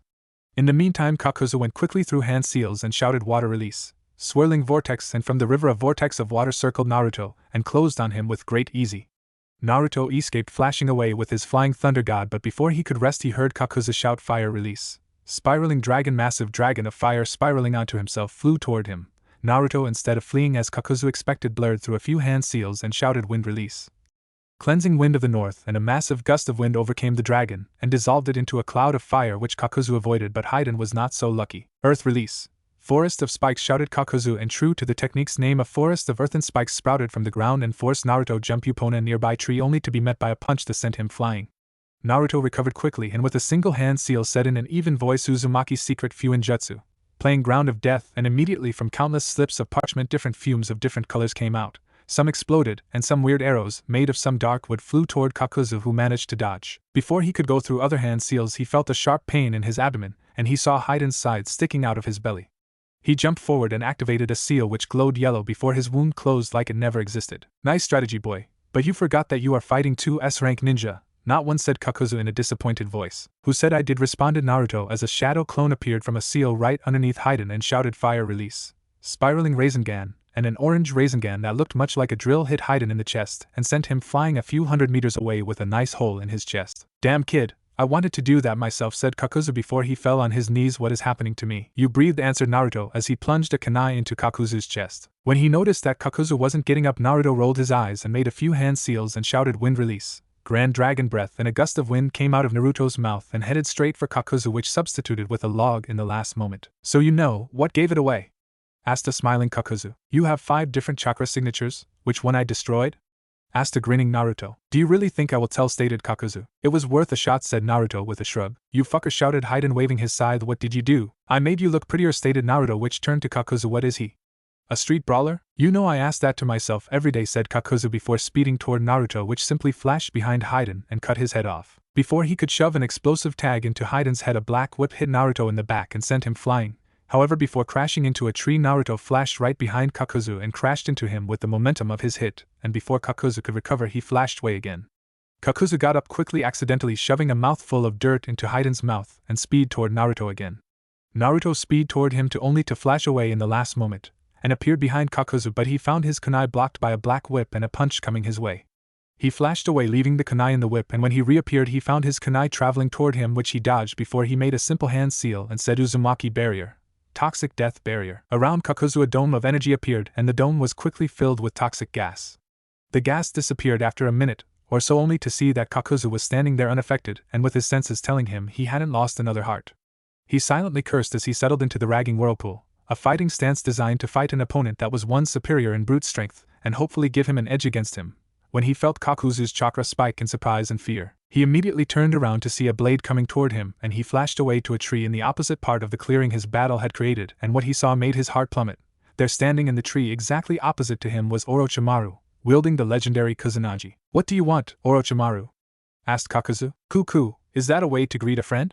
Responded Orochimaru. You little fucker, I'll cut you into little ribbons and offer you to Jashin-sama, said Haiden, trying to cut Orochimaru with his scythe only for him to sidestep him, and with a swipe to cut him in two. Now that the pleasantries are out of the way, leave, ordered Orochimaru in a tone which sent shivers down Naruto's spine. Why should we do that?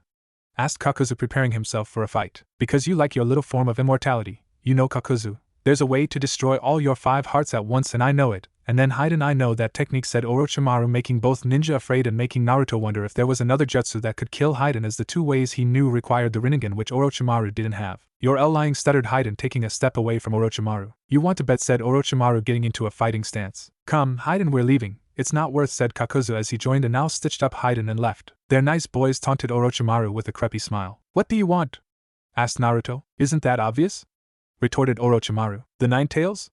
Replied Naruto. Stop feigning to be stupid and brash. I saw through your act the moment I laid eyes on you, snarled Orochimaru. Now answer me, what do I want? To test my flying thunder god, answered Naruto. True, to an extent. I also want to see the progress of the son of the only ninja to both defeat me and outsmart me, said Orochimaru in an excited tone of wow. Jiraiya still kicks your ass, retorted Naruto. True, but the fool can never outsmart outside of combat, and even in combat he only wins because he has got overwhelming power more than intelligence, explained Orochimaru calmly. Yeah, but he can force Itachi to a stalemate, and if the circumstances are right, even defeat him. While last I heard of you he totally crushed you, scoffed Naruto. He can, but that is much due to his greater mastery over seals when compared to mine, explained Orochimaru with a hint of anger in his voice, and then he fights to kill and I to capture. It wouldn't do to kill such an incredible specimen, would it? Well, thanks. I'll be leaving now, said Naruto. Coo, and you will leave your little friend to die? Asked Orochimaru, pointing toward the unconscious figure of Cheyenne in the hands of an Orochimaru clone. What guarantees me that you won't kill her anyways? Asked Naruto. Because I still need her to imprison the demon, answered Orochimaru, surprising Naruto, but his sixth sense told him that that was the truth despite not sensing any chakra fluctuation from him. If you want a fight you will get, said Naruto as he slid into a fighting stance and activated his Rinnegan. My, such a surprise. You truly are an unpredictable ninja, aren't you? Said Orochimaru before speeding toward Naruto. Naruto stared at Orochimaru, waiting for him to make the first move, and Orochimaru did, by throwing a smoke bomb which nullified the advantage of the Rinnegan. He truly was a genius. Orochimaru appeared behind Naruto with a body flicker and threw a nasty punch aimed at Naruto's head, but he found his fist blocked in mid-flight. Naruto turned around and threw a few explosive tags at Orochimaru and then disappeared with a body flicker just before the tags exploded. Orochimaru, having the speed and reflexes of an S-rank ninja, escaped with a body flicker as well, only to find the place where he dropped out of the body flicker littered with imploding tags. He disappeared again in a body flicker, and then turned to see Naruto standing a few meters from him. You're good, but such tricks won't work on me, Orochimaru shouted as the noise that the tags going off made hearing a bit hard. Perhaps, but I was just testing you, said Naruto nonchalantly before he disappeared in a flash of yellow. He appeared in the left side of Orochimaru, who, having expected Naruto to appear behind him, had launched a kick right behind him, and procced to stab Orochimaru in his arm. He had initially tried to stab him in the kidney, but he had reacted too quickly, and the kunai had only stabbed his arm. Naruto flashed again, but this time to a more remote location, preparing himself for a battle he couldn't win. Although he had a lot of speed and strength, the most powerful bloodline limit ever and the most feared assassination technique, in an upgraded version, he could at most delay him and hope for Takagi to arrive. Orochimaru didn't stay idle but quickly flashed through hand seals and said earth release, crushing earth wave, and immediately a large wave of earth rose from the ground and proceeded to increase in size, and then it fell down to the ground beneath. With a big explosion, an area of a few hundreds meters around Orochimaru was torn apart.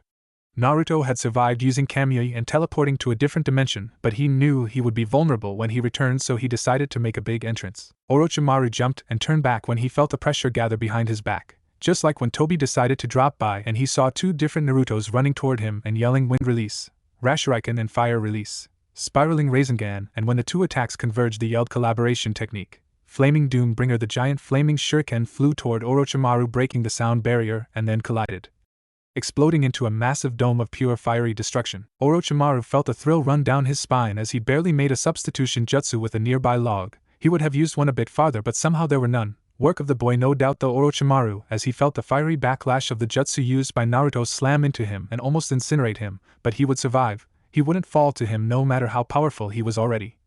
Only when he would get to the level of his father, only then would he give him the pleasure to actually free him of his earthly vessel. Clutching at his carbonized arm, his body littered with second and third degree burns, Orochimaru stood in the edge of the crater formed by the attack and broke down in a maniac laughter. Well, it seems that you have inherited something more of your father other than looks, said Orochimaru. What can I say? Kicking your ass runs in the family, said Naruto as he prepared an almighty push. Indeed, but let's see how you handle this, said Orochimaru as he shed his skin and came out of his own mouth in full health.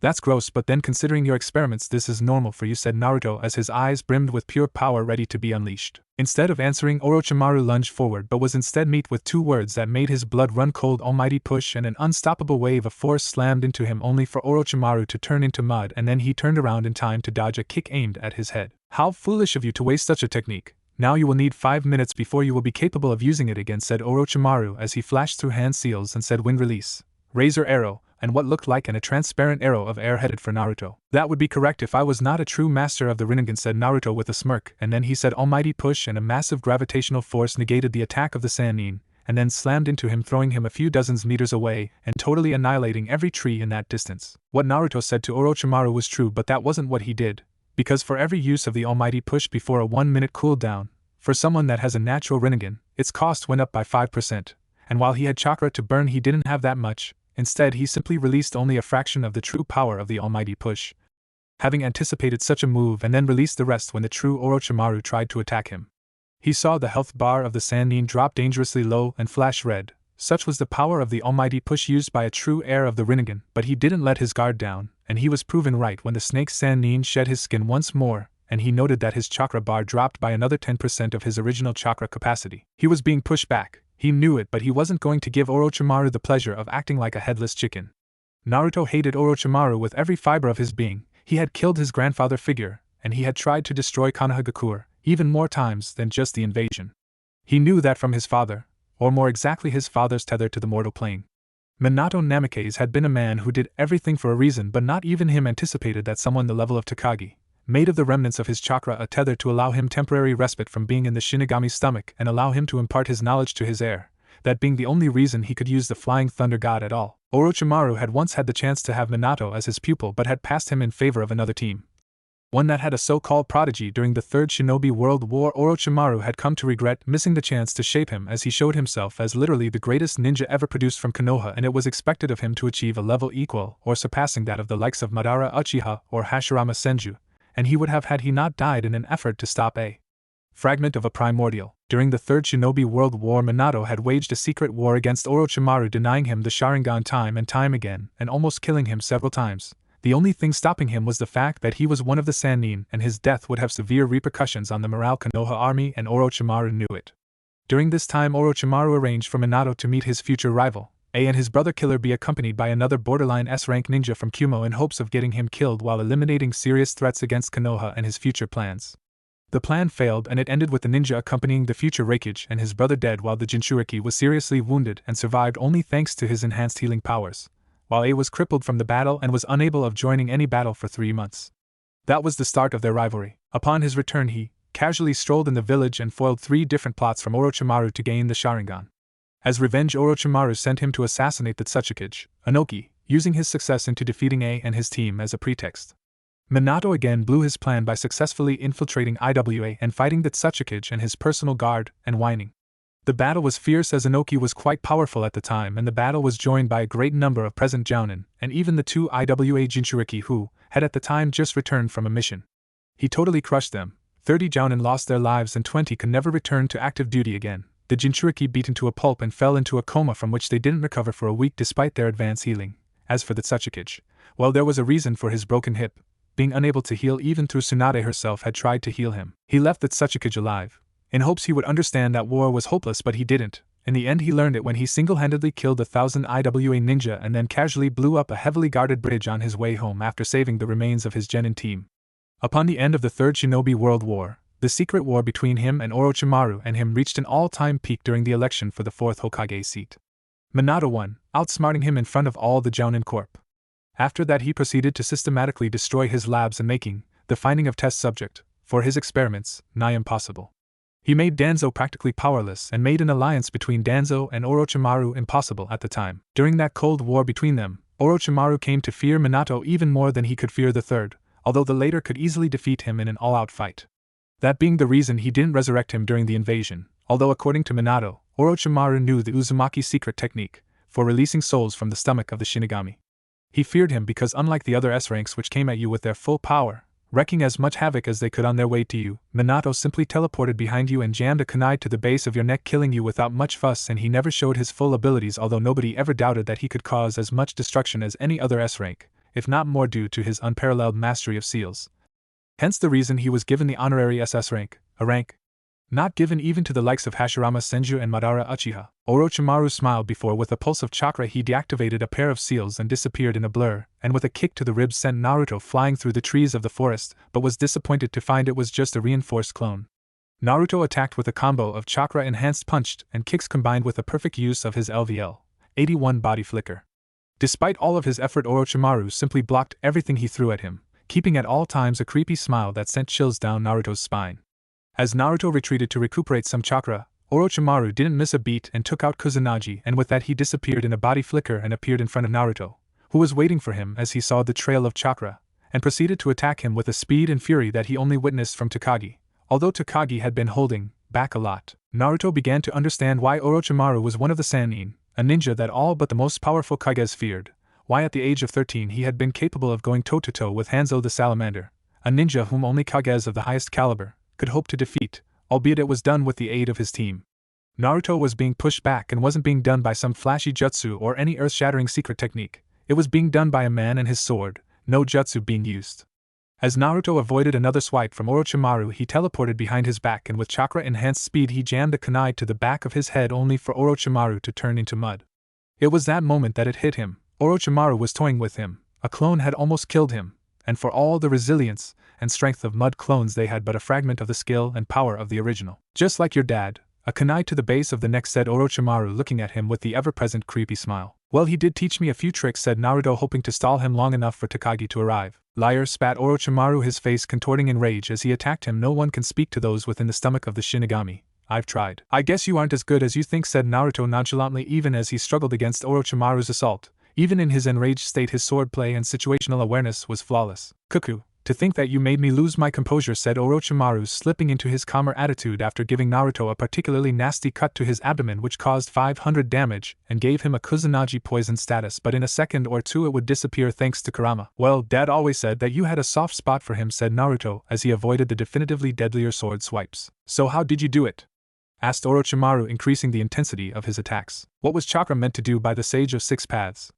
Asked Naruto, teleporting around him in a flurry of yellow flashes and giving him a few deep cuts that made his health bar drop to 3/4. Damn, he was resilient. How am I supposed to know that? That's unfair, pouted Orochimaru as launched a volley of snakes toward Naruto, but his eyes gained a calculative look. Liar, you know that very well, as the power of the white snake is partially Nishu, said Naruto, dodging a volley of snakes. Cuckoo, you really do know your stuff. Well, pleasantries aside, where the hell did you find a large enough chakra sample to create such a connection to him? Asked Orochimaru, intrigued. That's for me to know and for you to duck, said Naruto as a blur flew toward Orochimaru, and he was slammed into the ground by an Azura Path enhanced clone. Orochimaru easily dispatched the Azura Path enhanced clone, and then with a single hand seal he unleashed Wind Release, Great Breakthrough, and sent an unprepared Naruto sailing through the trees of the surrounding forest, or what was left of it anyway. Naruto felt his broken bones, and he knew he had to do this if he wanted to survive long enough. Though he activated his three-tailed Kyuubi cloak and he felt his strength and speed increase by a factor of 20, although that didn't translate in his stats being multiplied by that number, as your strength could grow 100-fold, and yet you gained only a few stat points. Using his newfound speed and strength he attacked Orochimaru, who for the first time in the fight took the defensive. Despite his enhanced speed and strength he found himself unable to breach through his defense. The snake Sannin was too damn agile for a hit to land on him, even though he was his superior in raw speed and strength terms. After a few minutes Naruto managed to pin Orochimaru to the ground and prepared to eviscerate him, but was rewarded with a seal to the gut. Naruto fell to the ground and on the way down he analyzed the seal. It wasn't like anything he knew, meaning it was a personalized seal. If he did have any time he could have easily picked it apart and undone it, but he was out of time, so there was only one thing he could do. He did a few hand seals and whispered Celestial Release, Sky Guard Eternal Armor, and was immediately wrapped in the azure armor just before the Kusanagi came down on his neck. The blade sank down to the middle of the ethereal armor's neck and even drew blood from Naruto.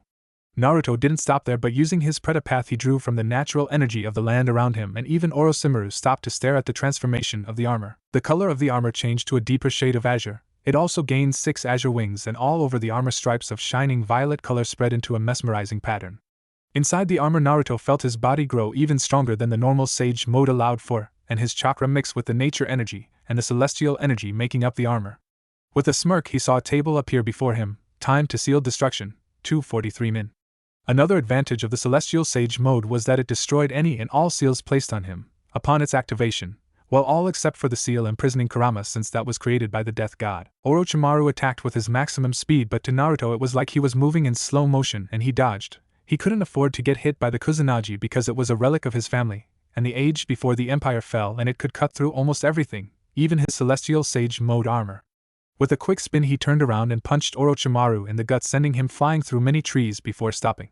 Before Orochimaru could touch the ground Naruto appeared above him and hit him with an axe kick, causing him to form a crater when he touched the ground. When Orochimaru got out of the crater, he shed his skin once more and smiled before his body exploded in a pile of snakes, and from it a giant white snake with Orochimaru's face on it, and holding Kusanagi in his mouth came out. With a speed that was a great deal greater than before, he attacked Naruto and managed to score quite a few hits on his armor, leaving a few gashes that started to heal immediately after they were scored. For a few minutes the snake and the armored Naruto fought back and forth, but none gained the upper hand until Naruto's armor began to fade and Naruto fell to the ground exhausted. With a quick motion the snake hit Naruto with his tail and sent him flying, and when he touched the ground he formed a crater. The snake collected all the other smaller snakes, and it reformed back into the human form of Orochimaru. Brandishing his sword, Orochimaru approached the prone form of Naruto. "You pushed my ultimate form to its upper limits. Now I won't be able to use it for another 3 months," said as he kicked Naruto. "Do you know how much it hurts to gather that much natural energy in that form?" "A lot, apparently," said Naruto, laughing while spitting blood from his mouth. "Why are you laughing?" asked a curious Orochimaru. "You're about to die." "No, I'm not. You on the other hand are a dead man walking," said Naruto, laughing. "What are you saying?" asked Orochimaru, trying to understand if he was bluffing or if was telling the truth. "The Celestial Sage Mode armor grants power surpassing that of the Rinnegan, although it does drain you of what stamina you have in the end. But the point is that I could have killed any time during our little fight, but I was asked to keep you alive," said Naruto. "By who?" asked a troubled Orochimaru. "By the man who has been watching us for the past 2 minutes, and who is currently behind you," said Naruto. Orochimaru made a quick turn and tried to swipe at Takagi, but he hit only empty air as Takagi ducked and then grabbed Orochimaru and threw him at a nearby tree, totally disintegrating it and a few other unfortunate trees standing in the way of Orochimaru's flight. Takagi disappeared in a blur and returned a few seconds later with a battered and bleeding Orochimaru. He let Orochimaru fall to the ground where he was bound by a few ethereal ropes, and he approached Naruto. "That was foolish of you using a power with such drawbacks," said Kakashi, as he shared some of his energy with him, which caused Naruto to be fully re-energized. "Well, he blocked my connection to the fur ball, and he was going to cut my head. So sorry for trying to live," said an irritated Naruto. "That wouldn't have happened if you had become immortal," said Takagi. "That wouldn't if you had given me permission to kill him," replied Naruto, not missing a beat. "I need to learn something from him, and then according to what we learn we decide what to do," explained Takagi. "What do you need from him?" "To learn of his soulless experiments, or how he planned the destruction of Konoha over and over again," asked Naruto. "I know what you feel. I too lost my family at a young age, so I can relate to your need for revenge, but we must not be ruled by emotions. I did that mistake once and I lost almost everything," said Takagi with sympathy in his voice. With a motion of his hand the body of Orochimaru floated in the air right before them, and then Takagi spoke a string of words in a language lost to time and Orochimaru's eyes fluttered open. Naruto knew the spell. It made lying impossible, lying to yourself and to others. That spell was one of the ultimate intrusions to privacy, but he squashed those thoughts, as though the man before him deserved it. "How did you escape my sensory powers?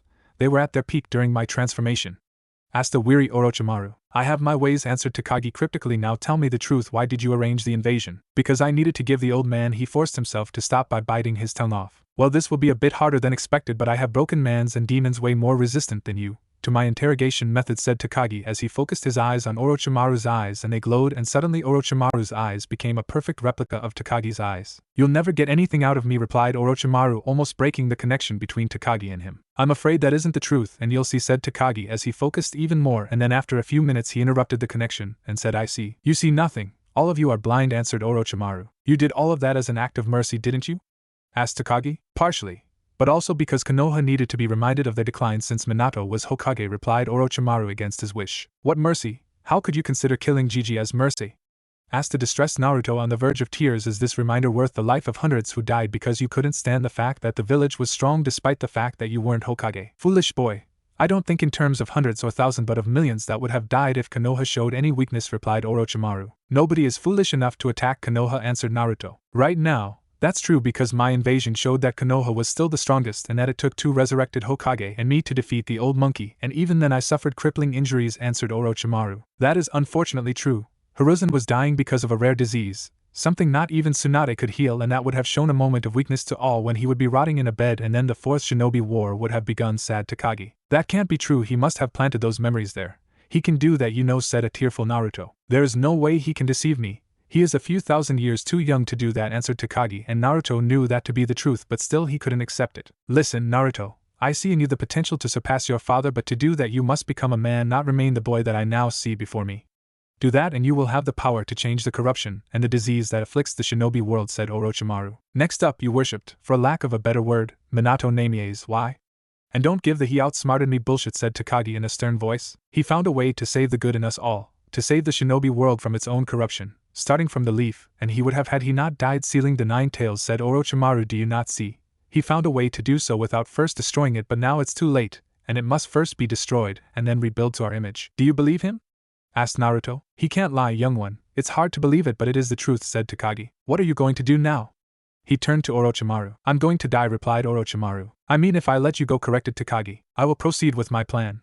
But do you flatter yourself thinking I will reveal it to you, said Orochimaru. Last question, why do you need the Sharingan? Or more exactly its Magenkyo form, said Takagi. To set something or someone free, but as to who that someone is I won't tell, answered Orochimaru. No need to.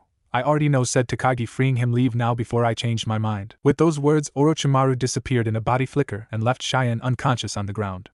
The two moved toward the unconscious blonde. Naruto was conflicted about what he learned today. He couldn't believe Orochimaru was one of the good guys, well, more like Grey, but until a few minutes ago he believed he was pure evil, but right now his world had been turned upside down.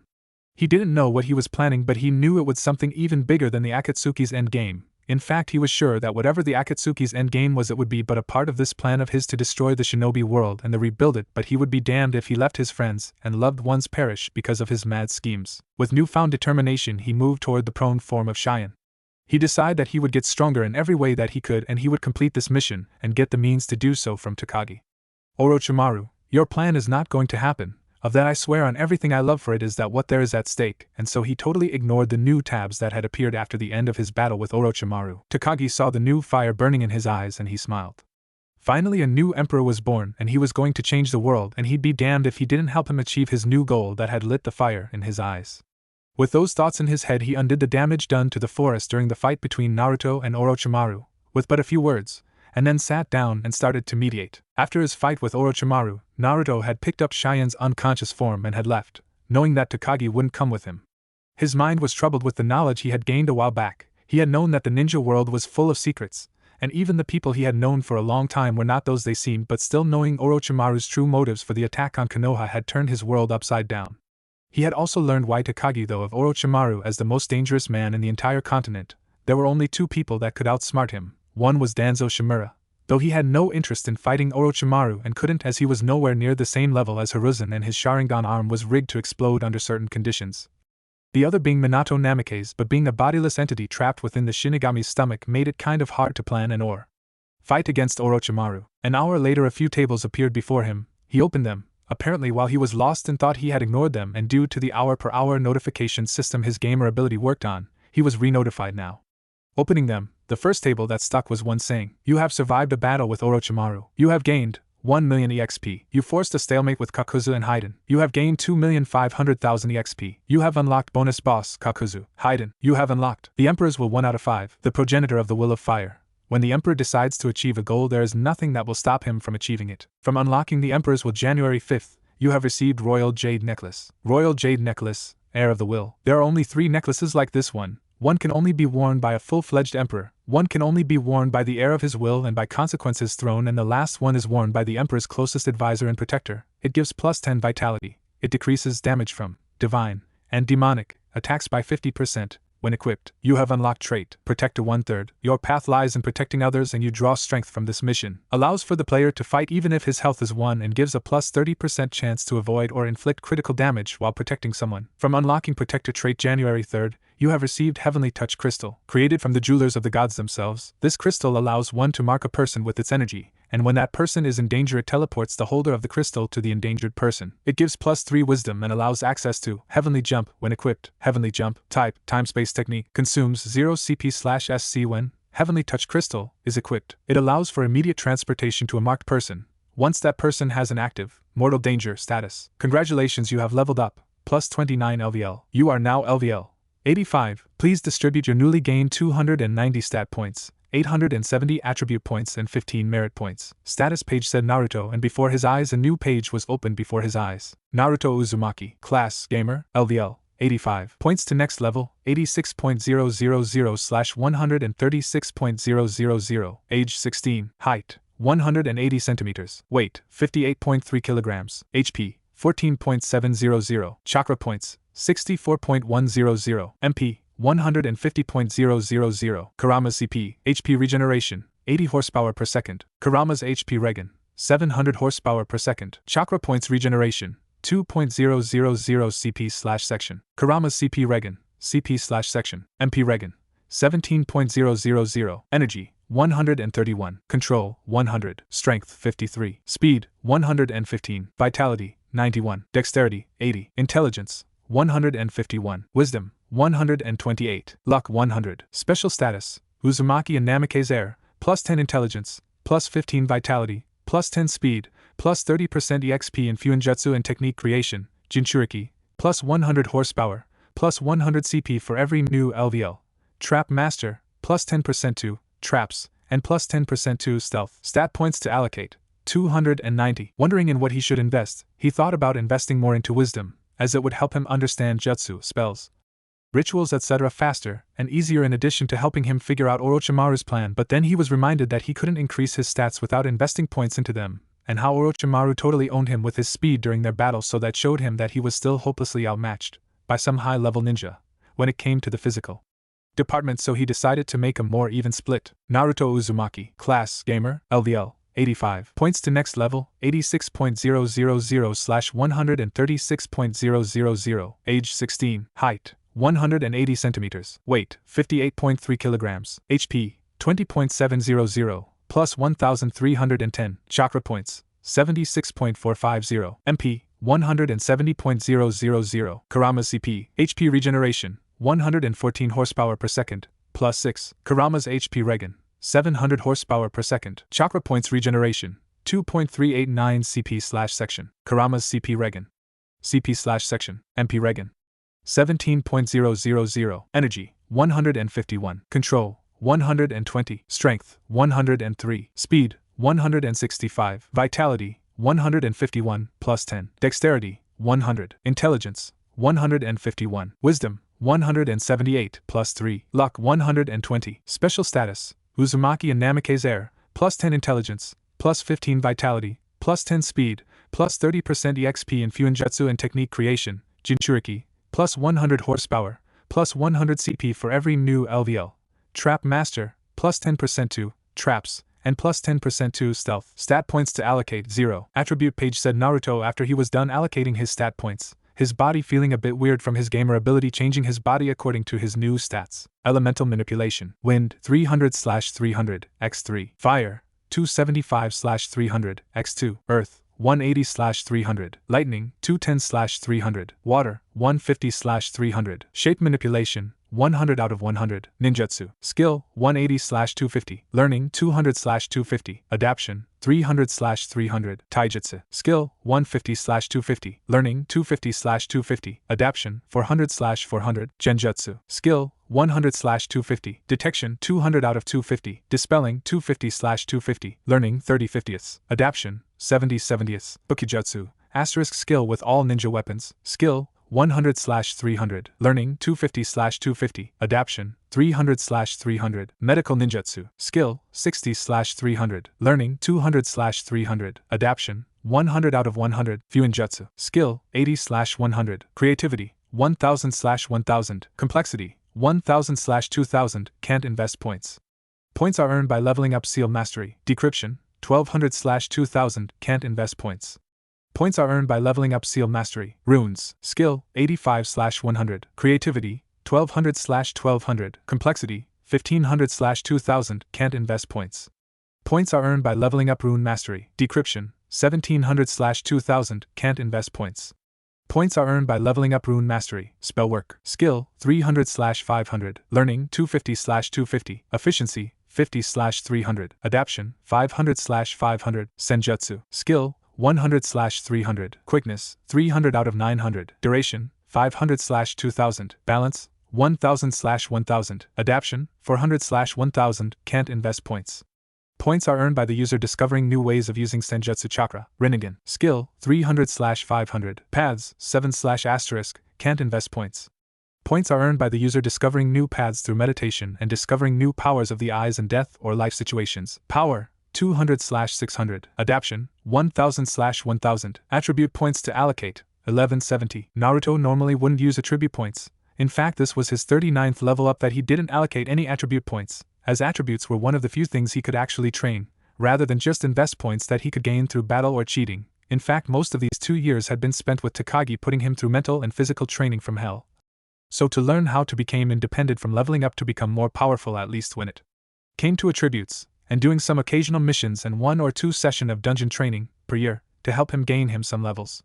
They found he excelled in adaptation, the capacity to adapt what you had learned to different tasks and situations his skills weren't meant to solve. Thus in 2 years he had maxed almost all adaptation of his attributes except for his senjutsu.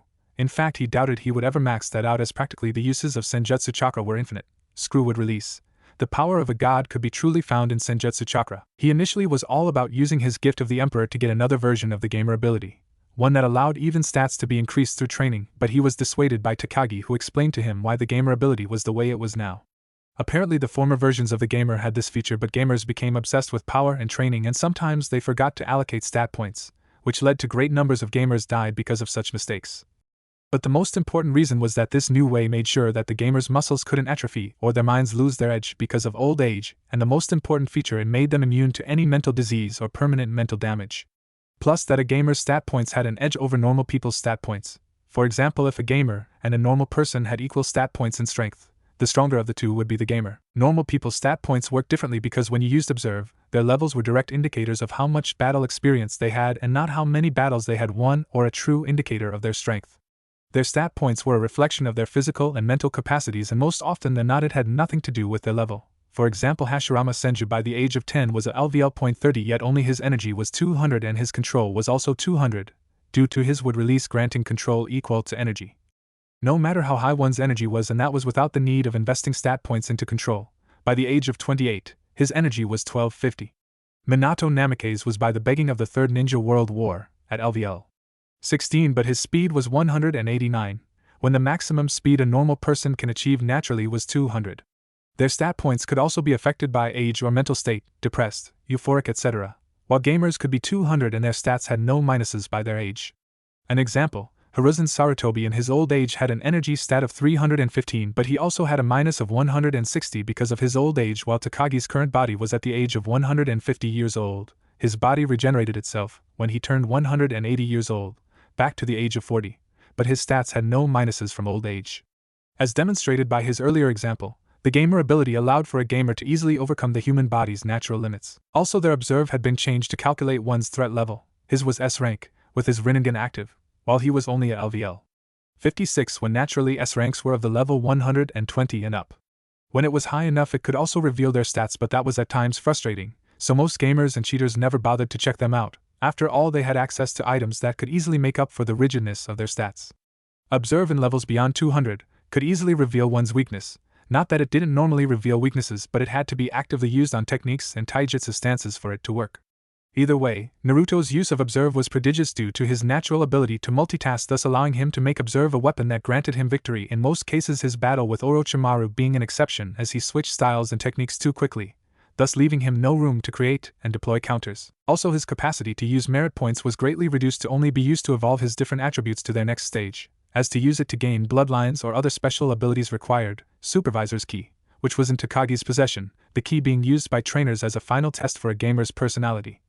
And he would use it when though Naruto had advanced enough, as the next logical step would be giving him full access to a gamer's special perks. Well, that, or if the situation became desperate enough that it left no choice but to give him access early on, but Takagi's LVL was high enough that it would take a full pantheon of gods to give him that much trouble. Snapping out of his reverie, Naruto finally decided to focus more on his chakra-based attributes, as his oath on the Emperor's honor prevented him from going against Takagi's order not to use mana spells or any other form of magic. The kind of oath he had sworn when he began to train with him became automatically binding for an Emperor's heir, and it gave no leeway to twist it or somehow changed, and could only reversed if the person you gave the oath to freed you from it on his own free will. That was why in the entire history of that world, that kind of oath had only been sworn 5 times. Naruto's oath included elemental manipulation, wind 300/300 x3, windstorm 100 out of 100, fire 300/300 x2, blowtorch 75/100, earth 180/300, lightning 210/300, water 150/300, shape manipulation 100 out of 100. Ninjutsu. Skill, 180/250. Learning, 200/250. Adaption, 300/300. Taijutsu. Skill, 150/250. Learning, 250/250. Adaption, 400/400. Genjutsu. Skill, 100/250. Detection, 250/250. Dispelling, 250/250. Learning, 30/50ths. Adaption, 70/70ths. Bukijutsu. Asterisk skill with all ninja weapons. Skill, 100/300. Learning, 250/250. Adaption, 300/300. Medical ninjutsu. Skill, 260/300. Learning, 200/300. Adaption, 100 out of 100. Fuinjutsu. Skill, 100/100. Creativity, 1000/1000. Complexity, 1000/2000. Can't invest points. Points are earned by leveling up seal mastery. Decryption, 1200/2000. Can't invest points. Points are earned by leveling up seal mastery. Runes. Skill, 85/100. Creativity, 1200/1200. Complexity, 1500/2000. Can't invest points. Points are earned by leveling up rune mastery. Decryption, 1700/2000. Can't invest points. Points are earned by leveling up rune mastery. Spellwork. Skill, 300/500. Learning, 250/250. Efficiency, 50/300. Adaption, 500/500. Senjutsu. Skill, 300/300. Quickness, 500 out of 900. Duration, 500/2000. Balance, 1000/1000. Adaption, 400/1000. Can't invest points. Points are earned by the user discovering new ways of using Senjutsu chakra. Rinnegan. Skill, 500/500. Paths, 7/**. Can't invest points. Points are earned by the user discovering new paths through meditation and discovering new powers of the eyes in death or life situations. Power, 300/600. Adaption, 1000/1000. Attribute points to allocate 0. With his newly gained skills, he could feel his chakra twisting until his two dominant chakra natures' evolution was over and his chakra returned to its normal state, but this time easier to manipulate it, into his dominant chakra natures. His eyes were itchy for a few seconds until the power boost they gained settled in, their semi-divine nature fighting against the human power that the gamer ability was and eventually losing. His chakra coils were rearranged to be more adapted to absorb and mix nature energy in great quantities. He took out his heavenly touch crystal and marked Cheyenne, just in case they got separated somehow. The jolt of heavenly energy woke her up. With his new speed, Naruto made it past the border of the land of swamps in less than 2 hours, and in another half an hour they were at the base of the mountain where the shrine, keeping Morio's body imprisoned, was located.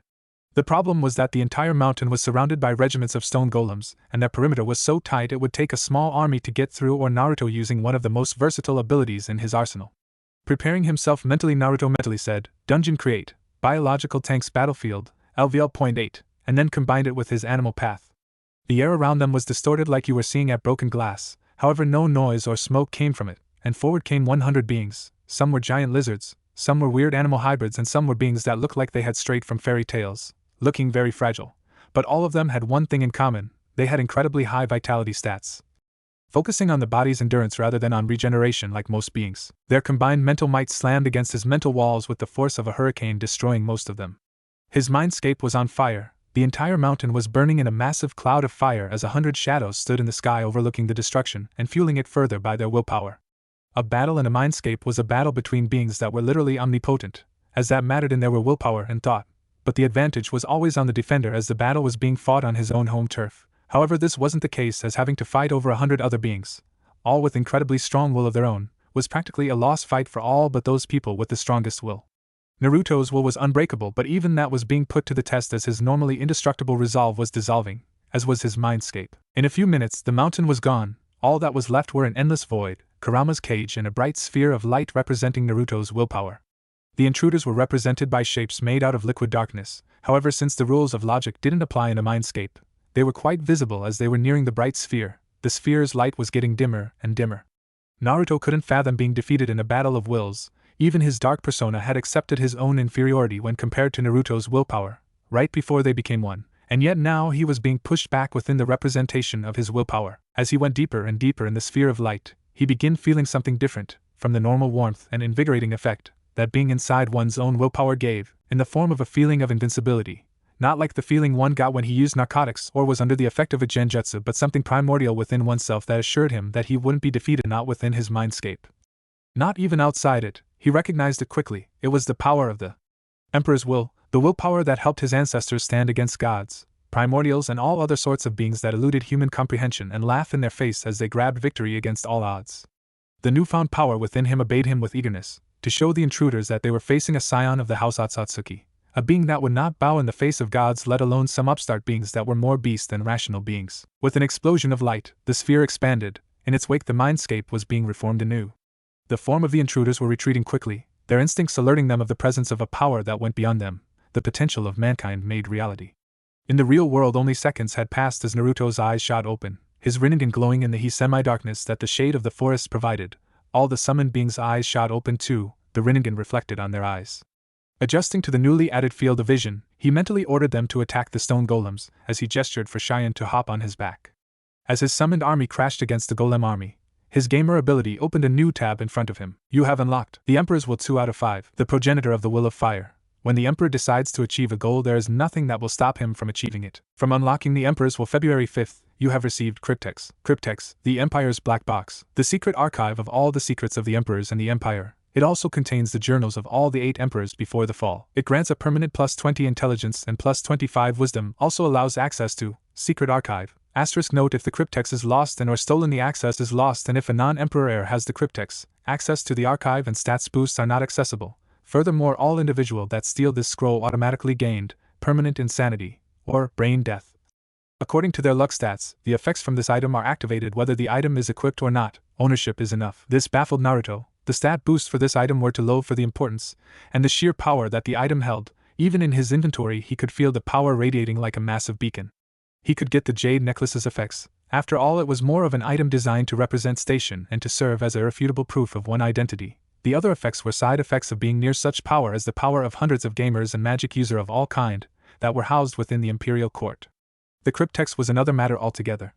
It was an item built to withstand powers beyond human comprehension. It held secrets of the Emperor's own power. It held copies of the Emperor's journals and quite possibly their personal grimoires, whose value was immense even to the most powerful gods, putting this irregularity in the probicagulator list. Naruto dodged a punch from a stone golem trying to take his head off and split it in two with a strike of his wind-enhanced kunai, the extra power of the windstorm making even a kunai a weapon of mass destruction in his hands. Naruto jumped over the split golem, and using sheer wind manipulation he propelled himself higher toward the place where the shrine was situated.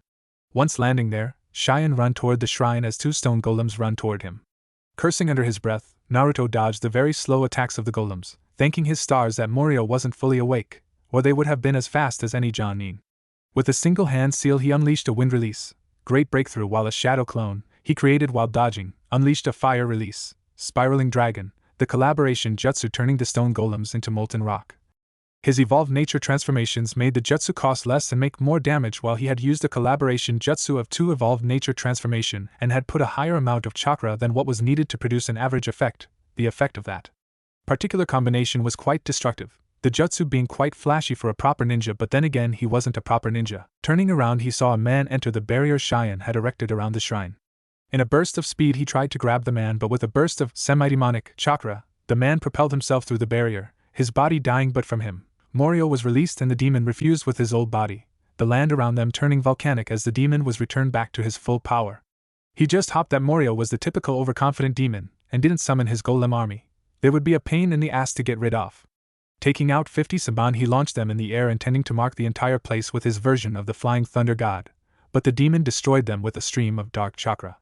Cursing under his breath, Naruto speed toward Cheyenne, who was frozen at the sight of the demon. "Hello, little priestess. I hope you had as much fun as you could all this years, cause you're going to die right now," said the demon, laughing as he launched one of his tentacles. "No," yelled Naruto as he used his heavenly jump to appear in front of Cheyenne and take a tentacle to the chest before he could do anything to mitigate the damage. Naruto screamed Cheyenne as she saw Naruto's body hit the ground, his eyes becoming glassy. "This can't be the end," said Naruto as his mind rebelled to the very thought of dying. Kurama's chakra rushed his system, trying to save him, but not even Kurama could heal a disintegrated heart. "No, I won't die here," shouted Naruto within this mindscape as the entire mountain shook, and the cave of the Rinnegan lit up, sending a column of purple light toward the mindscape's sky. Finding himself outside of his mindscape, he saw as time itself was warped by his will and power, the Rinnegan glowing with the immense power it was channelizing. Turning back to the moment when he intercepted the hit from the demon, Naruto used his wind release to deflect the tentacle as much as he could. He would have tried to grind it away with wind blades, but it was too close and he could harm himself even more than the tentacle could. Before his eyes a new table appeared. time stopping as the gamer was automatically put on pause since he was in the middle of a battle. You have unlocked Reconnecting, the broken path. The power over time itself. It allows one's chakra to mix with the time flow and then push oneself backwards or forward, though the chakra cost of doing the latter ensures immediate death. The name derivates from the fact that when going back in time, you break an entire timeline. However, this can also refer to the fact that this path allows one to ascend once the physical body is nearing death, allowing him/her to break free of the mortal chains. Type: time manipulation. Consumes 4000 CP/section. You have unlocked Protector 2/3. From unlocking Protector trait 2/3, you have received Thundering Trench Coat. Thundering Trench Coat. This trench coat has been imbued with powerful enchantments to allow one to achieve higher speeds than any human is capable of achieving. It gives plus 40 speed and plus 10 vitality. When equipped, time retuned to normal as he fell to the ground, his body flooded with pain as he struggled to remain conscious and equip the Thundering Trench Coat. As he did that, he felt relief at the extra vitality and regeneration. Kurama was busy at work to heal him even faster. Between the two, he would be fine in a minute or two. Until then, he should avoid getting hit anymore. Blurring through hand seals, he said earth release. Tortoise shell and a massive dome of earth rose around them, just in time for 4 tentacles to slam against it. Gritting his teeth, Naruto took out a seal in which he had stored chakra for emergency situations and absorbed it all.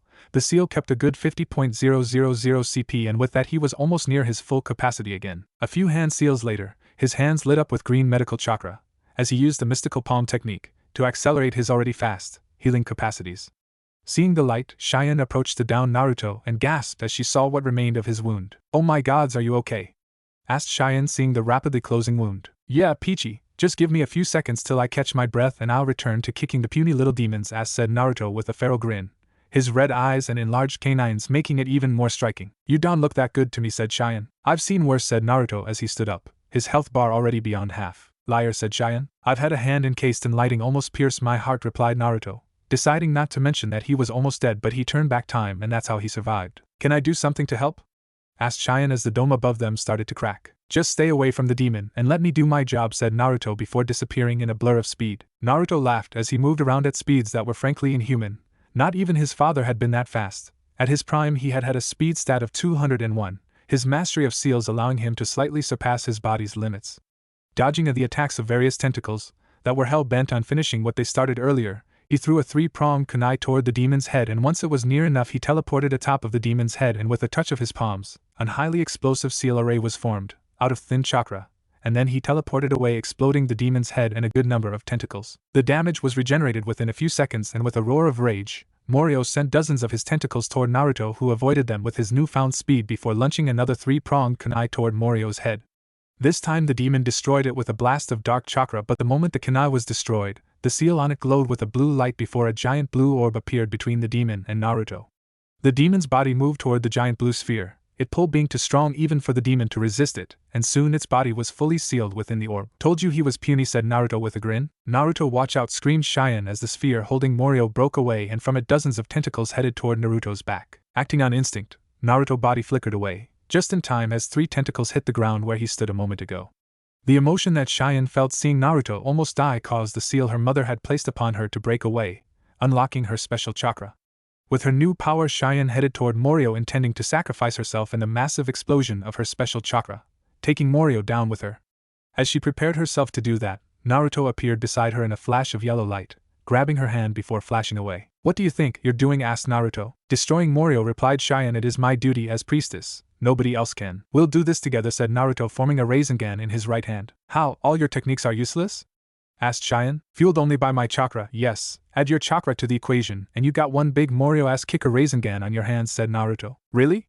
asked Cheyenne disbelievingly. "Yes, now push you damn chakra in here," said Naruto, moving his Rasengan toward her. Obeying, Cheyenne pushed her chakra in the Rasengan, causing it to change in color and grow in size, partially because of her chakra and partially because Naruto pushed more of his in the mix. In a flash they were teleported right above Morio's head and slammed the new Rasengan in his head, causing a massive explosion that completely obliterated Morio's body and spirit, the holy chakra Cheyenne having a highly destructive effect on the demon's energies and physical form. The backlash from Morio's destruction turned the mountain in which they were standing into a volcano. Naruto teleported them outside, at the base of the mountain where his summons were standing still, awaiting further orders as the golems had ceased to function once Morio was destroyed. With a pulse of chakra the beings disappeared, his instant dungeon disappearing as well. After doing that, Naruto sat down on a nearby tree stump, His regeneration wasn't fully finished and his chakra reserves were near depletion again. One demon down. Good work, Prat, said Naruto with a grin. I'm not a prat, you little blonde, trailed off Cheyenne, not finding a proper name to call Naruto. Demon, suggested Naruto, smiling. You're impossible, said Cheyenne, sitting near to him. I know, but if I wasn't then I wouldn't be me, replied Naruto. You're wrong, said Cheyenne. About what? Asked Naruto. Morio isn't truly destroyed, this form yes, but he'll reform again and try to destroy the world again, said Cheyenne wistfully, and I need to continue the line of priestess that will continue to suppress Morio and demons like him. Will you help me in doing so? Gladly, but I'm afraid that we can't have a relationship, said Naruto, laughing. Not one that will work either way. Why? Asked Cheyenne. Because I am an S rank, one who possesses the legendary Rinnegan. I'll be forced to marry many women, and even if I only married one, I would still have to have children with many women, to produce as many children that can inherit my potential and my bloodline, of course, explained Naruto. But can't you choose? I mean, you're very strong, the strongest ninja I have ever met? Asked Cheyenne. Nope. Even the likes of Hashirama Senju and Madara Uchiha didn't have a choice, replied Naruto, omitting the part in which all emperors were forced to have a small harem, seeing as they rarely produced any children. In fact, the most fertile emperor was the fourth, and he had 4 children. And that guy had 80 wives and concubines. I'm not good at sharing, said Cheyenne. None is, replied Naruto, still we can remain friends. I'll drop by time after time to have a chat. I'd like that, said Cheyenne. Good, now Takagi, stop spying and come down here, said Naruto to the forest behind their backs. You have gotten better, commented Takagi. Ready for another heavenly transportation? No, I have marked the palace with Flying Thunder God marker. So no luck in making me vomit this time, answered Naruto, sticking his tongue out to Takagi. Stats at the end of this chapter. EXP gained from defeating Morio not included. Naruto Uzumaki. Class, Gamer, LVL. 85. Points to next level, 86.000/136.000. Age 16. Height, 180 centimeters. Weight, 58.3 kilograms. HP, 20.700, plus 2,620. Chakra points, 76.450. MP, 170.000. Kurama's CP, HP regeneration, 114 horsepower per second, plus 11. Kurama's HP regen, 700 horsepower per second. Chakra points regeneration, 2.389 CP/section. Kurama's CP regen. CP/section. MP regen. 17.000. Energy, 151. Control, 120. Strength, 103. Speed, 165, plus 40, equals 205. Vitality, 151, plus 20, equals 171. Dexterity, 100. Intelligence, 171. Wisdom, 203, plus 3, equals 206. Luck, 120. Special status, Uzumaki and Namake's heir, plus 10 intelligence, plus 15 vitality, plus 10 speed, plus 30% EXP in Fuinjutsu and technique creation, Jinchuriki, plus 100 horsepower, plus 100 CP for every new LVL. Trap Master, plus 10% to traps, and plus 10% to stealth. Stat points to allocate, 0. A few hours after the battle with Morio, Naruto and Takagi were back to the ruins of Izushigakure. They hadn't stayed much except to get their pay, say goodbye to Cheyenne and Yoshimura, and then they had teleported back to their base.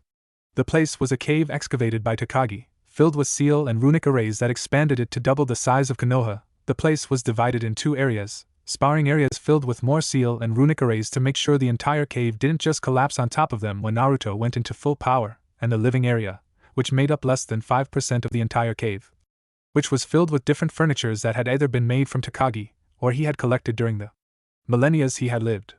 Sitting in 2 couches were Takagi and Naruto having a staring contest between each other. Obviously 15 minutes later Naruto lost. Tell me what has got you so upset?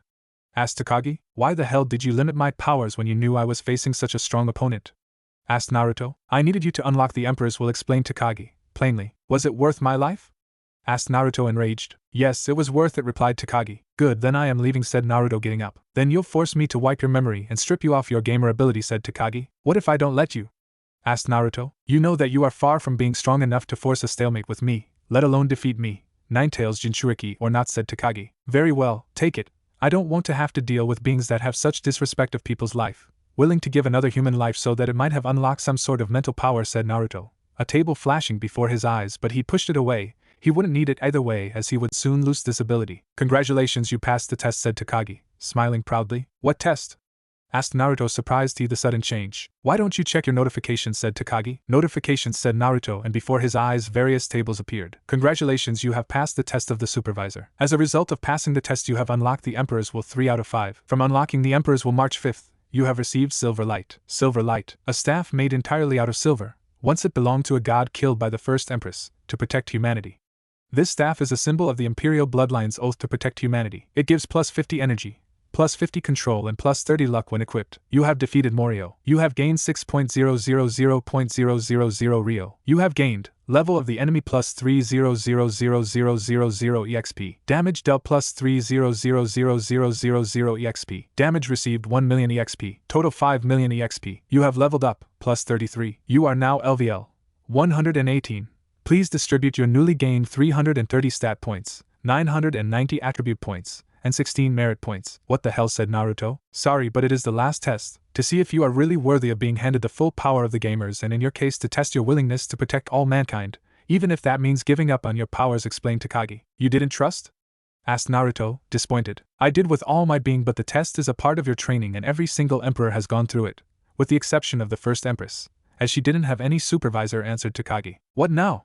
Asked Naruto. I free you from your oath, said Takagi, and Naruto felt a metaphysical weight lift off him. That, and I'll give you this, continued Takagi, producing a black sphere, the same size of a teardrop. Holy cow, that the supervisor's key, said Naruto after using observe on it. Are you sure? Of course, I wouldn't have freed you from your oath and given you this if I wasn't, replied Takagi. Orochimaru is toast, said Naruto. Not exactly, he is deep in hiding. Finding him will be very hard even with the most powerful of our magic, said Takagi. He'll come out sooner or later. I can wait, said Naruto. No, you can't. Our little encounter with him has put things into motion, faster than they should have been, so we will have to do damage checks, said Takagi. What things?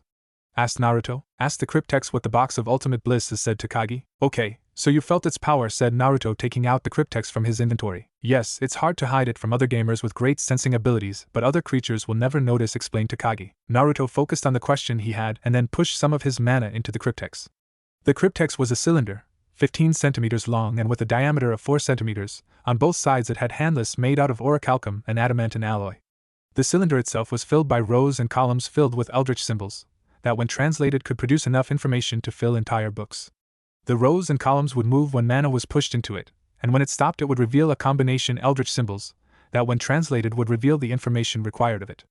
The enchantments on it would cause for the necessary translations to be done instantaneously without the need for the one requiring the information to waste precious time in translating it. The columns and rows filled with eldritch symbols began to spin, and after a few seconds they stopped to reveal 3 eldritch symbols glowing with a faint golden light.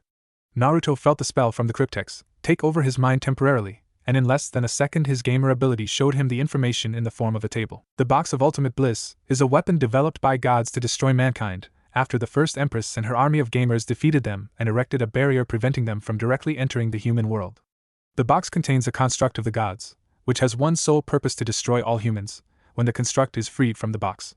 It was hidden in what is today Kusugakure but was eventually found by humans during the beginning of the era of chakra. Shit, said Naruto as he read the description. That only begins to describe it, said Takagi. So will I go there and destroy it?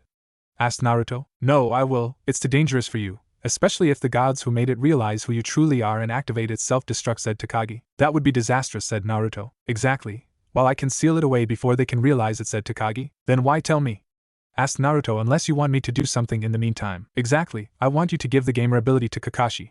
Decide for yourself who is going to be his supervisor, said Takagi. Can't you do that yourself? Asked Naruto suspiciously. Of course not. You're the only one that can find more of the crystals containing the gamer power. I can only remove such a power, and even that is because I have a supervisor's key, explained Takagi. Okay, when are you leaving? Asked Naruto. Right now. Things might get ugly otherwise, said Takagi. What should I do until Kakashi contacts me? Asked Naruto. Have fun with your unlocked powers. Thought I would recommend not turning off the immortality option in the instant dungeons. It gives more EXP, but it also carries greater risks that you can't afford to take since you insist to remain mortal, answered Takagi. I have already told you. I will not become immortal, replied Naruto. Why are the stats boosts so low for such powerful items? Asked Naruto, pointing at the cryptex and the necklace. You must max out the Emperor's will before you can get the full power of the items, explained Takagi. That sucks, said Naruto. Yes, but it's just precaution. In case one is not worthy of the full powers of the Emperor. There have been cases where someone achieved 4 to 5 in the Emperor's will but failed to max it out because he wasn't worthy, explained Takagi. My ancestors were really paranoids and people say ninja are paranoid, commented Naruto. They had to be, replied Takagi. So when are you going to show me the ultimate cheat?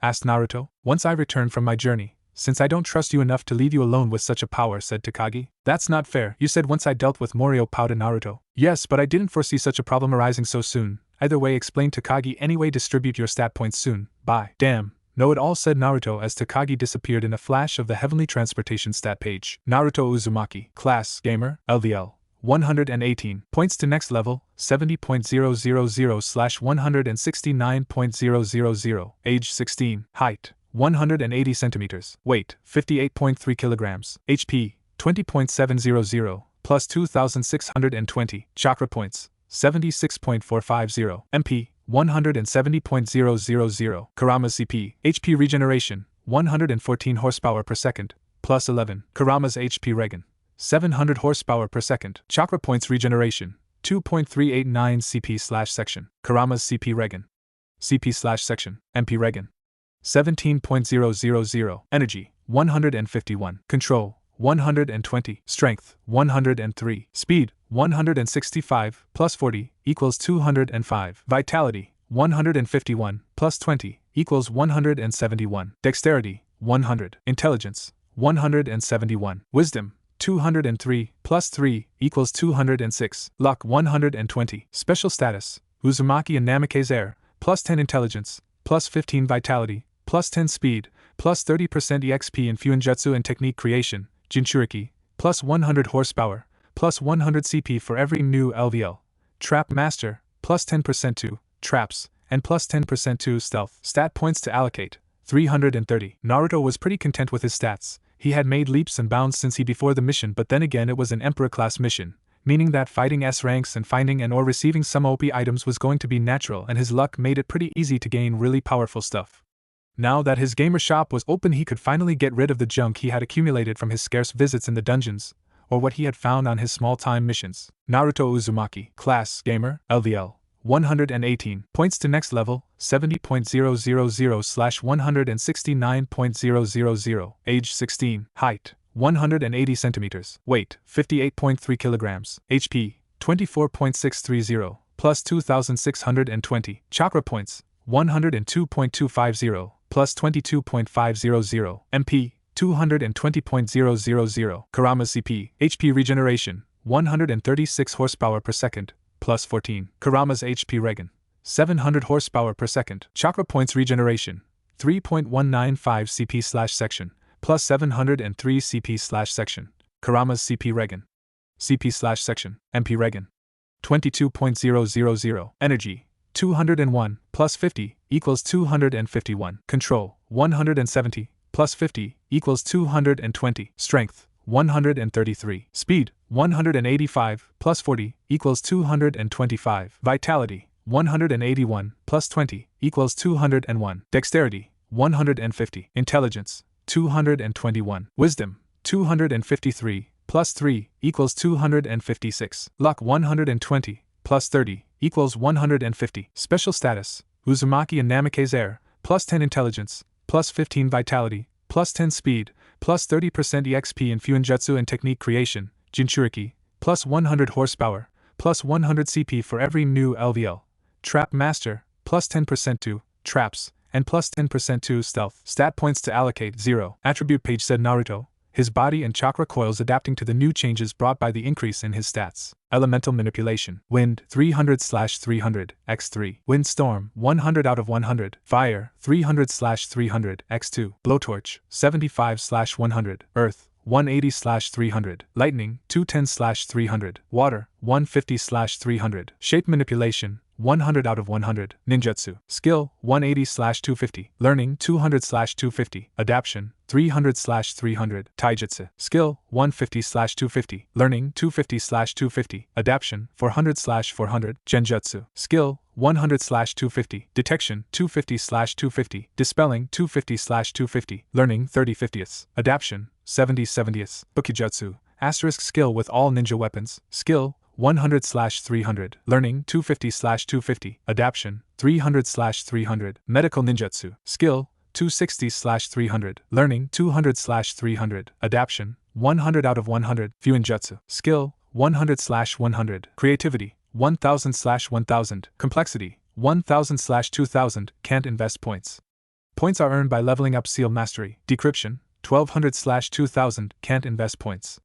Points are earned by leveling up Seal Mastery. Runes. Skill, 85/100. Creativity, 1200/1200. Complexity, 1500/2000. Can't invest points. Points are earned by leveling up Rune Mastery. Decryption, 1700/2000. Can't invest points. Points are earned by leveling up Rune Mastery, Spell Work, Skill, 300/500, Learning, 250/250, Efficiency, 50/300, Adaption, 500/500, Senjutsu, Skill, 300/300, Quickness, 500 out of 900, Duration, 500/2000, Balance, 1000/1000, Adaption, 400/1000, Can't invest points. Points are earned by the user discovering new ways of using Senjutsu Chakra, Rinnegan, Skill, 500/500, Paths, 8/*, can't invest points. Points are earned by the user discovering new paths through meditation and discovering new powers of the eyes in death or life situations. Power, 330/600, Adaption, 1000/1000, Attribute points to allocate, 990. Naruto was getting used to the fact that he could also use attribute points to make himself stronger, especially in some areas where to advance through training would take too long. He couldn't afford it, the world couldn't afford it. As Orochimaru would soon make the final adjustments to his plans, and the only way to stop him would be to be prepared to both fight him and unravel his plans at the same time, and it would take him years to be capable of that, by normal means.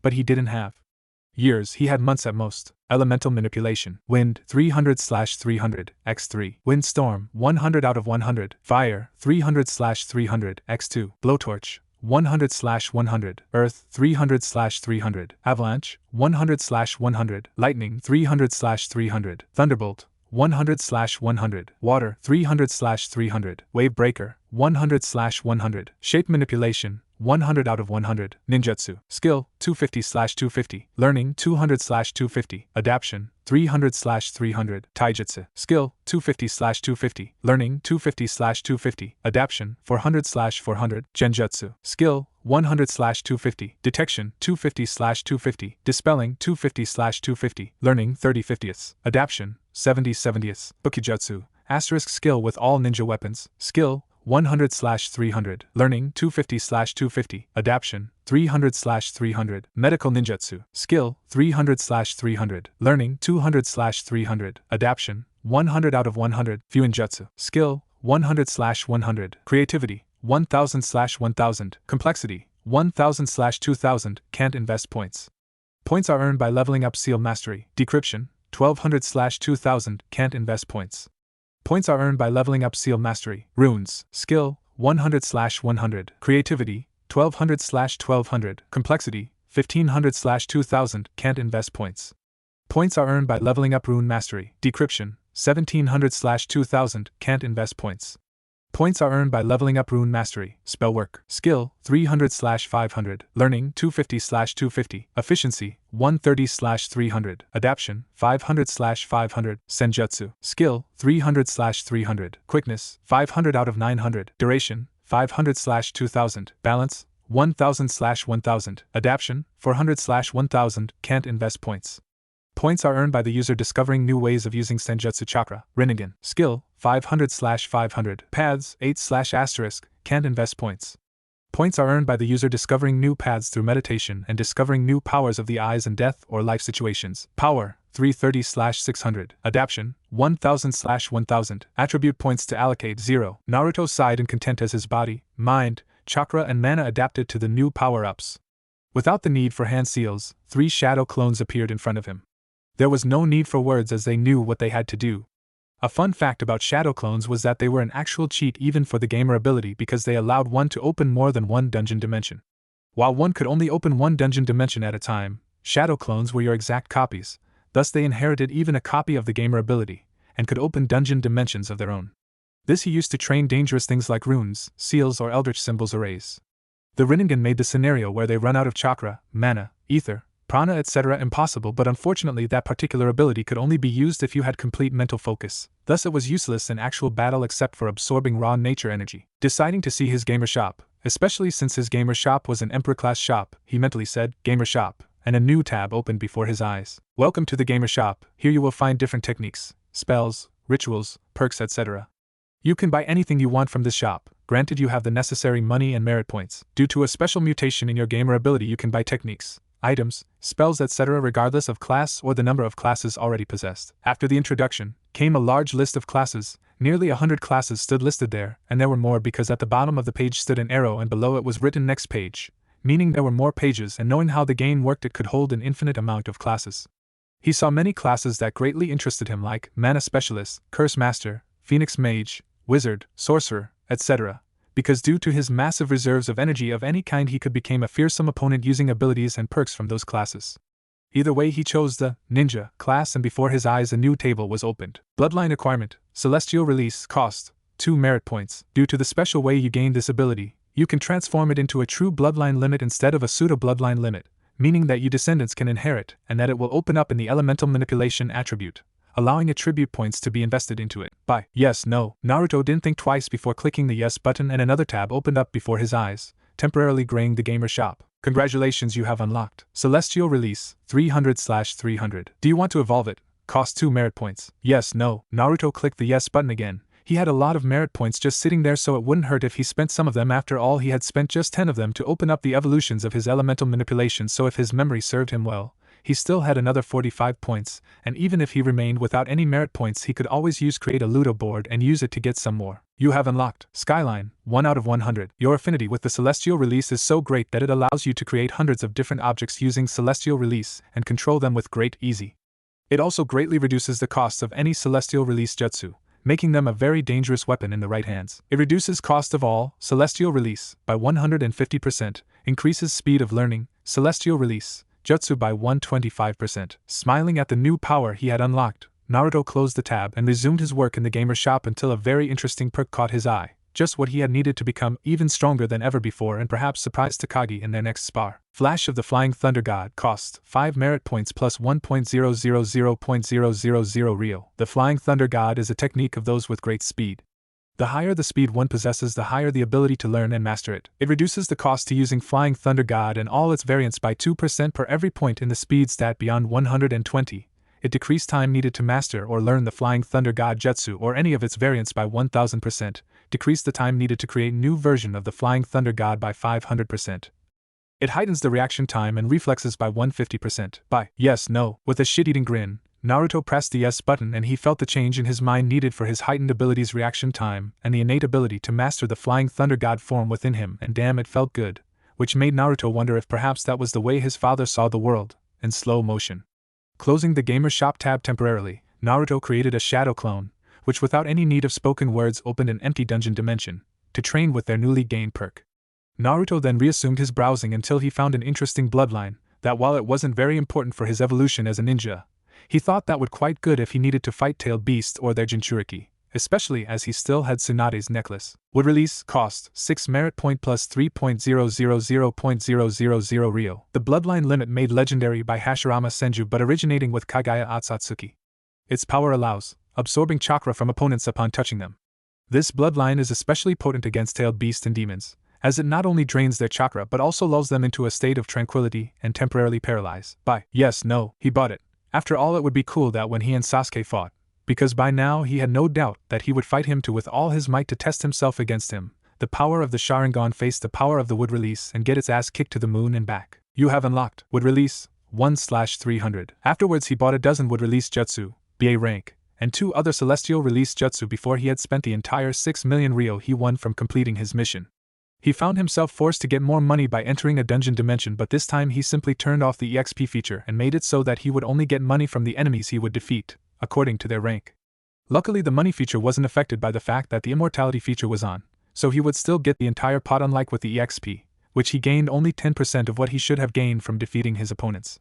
Naruto mentally said, Dungeon Create, Hybrid Battlefield, LVL 11. And as he stepped forward, the sky and landscape around him changed to reveal a large field filled with massive craters. The sky was an interesting shade of violet, and it had 2 moons who were incredibly near to the planet, enough that they covered a part of the horizon. In the distance he could see different beings fighting one another. He didn't wait long for an opponent to present himself. The hybrid landed right before him, raising a cloud of smoke. Jumping back from the being that was still within the cloud of smoke, he whispered observe, and was rewarded by getting a title within the smoke, Craig LVL.104. Whispering pause and then bestiary, the world around him became gray as a tab opened before his eyes, with a list of all the races of monsters and beings he had ever encountered and found. Craig. Race, Craig. Average danger level, A rank. Description: hybrid of Naga and shark people, these beings possess superb reflexes and inhuman senses. They possess an inhuman control over water and lightning, plus they don't need water around them to survive like the shark people do. Smiling, Naruto took out silver light and pushed mana into it, causing it to change shape into the form of a silver katana.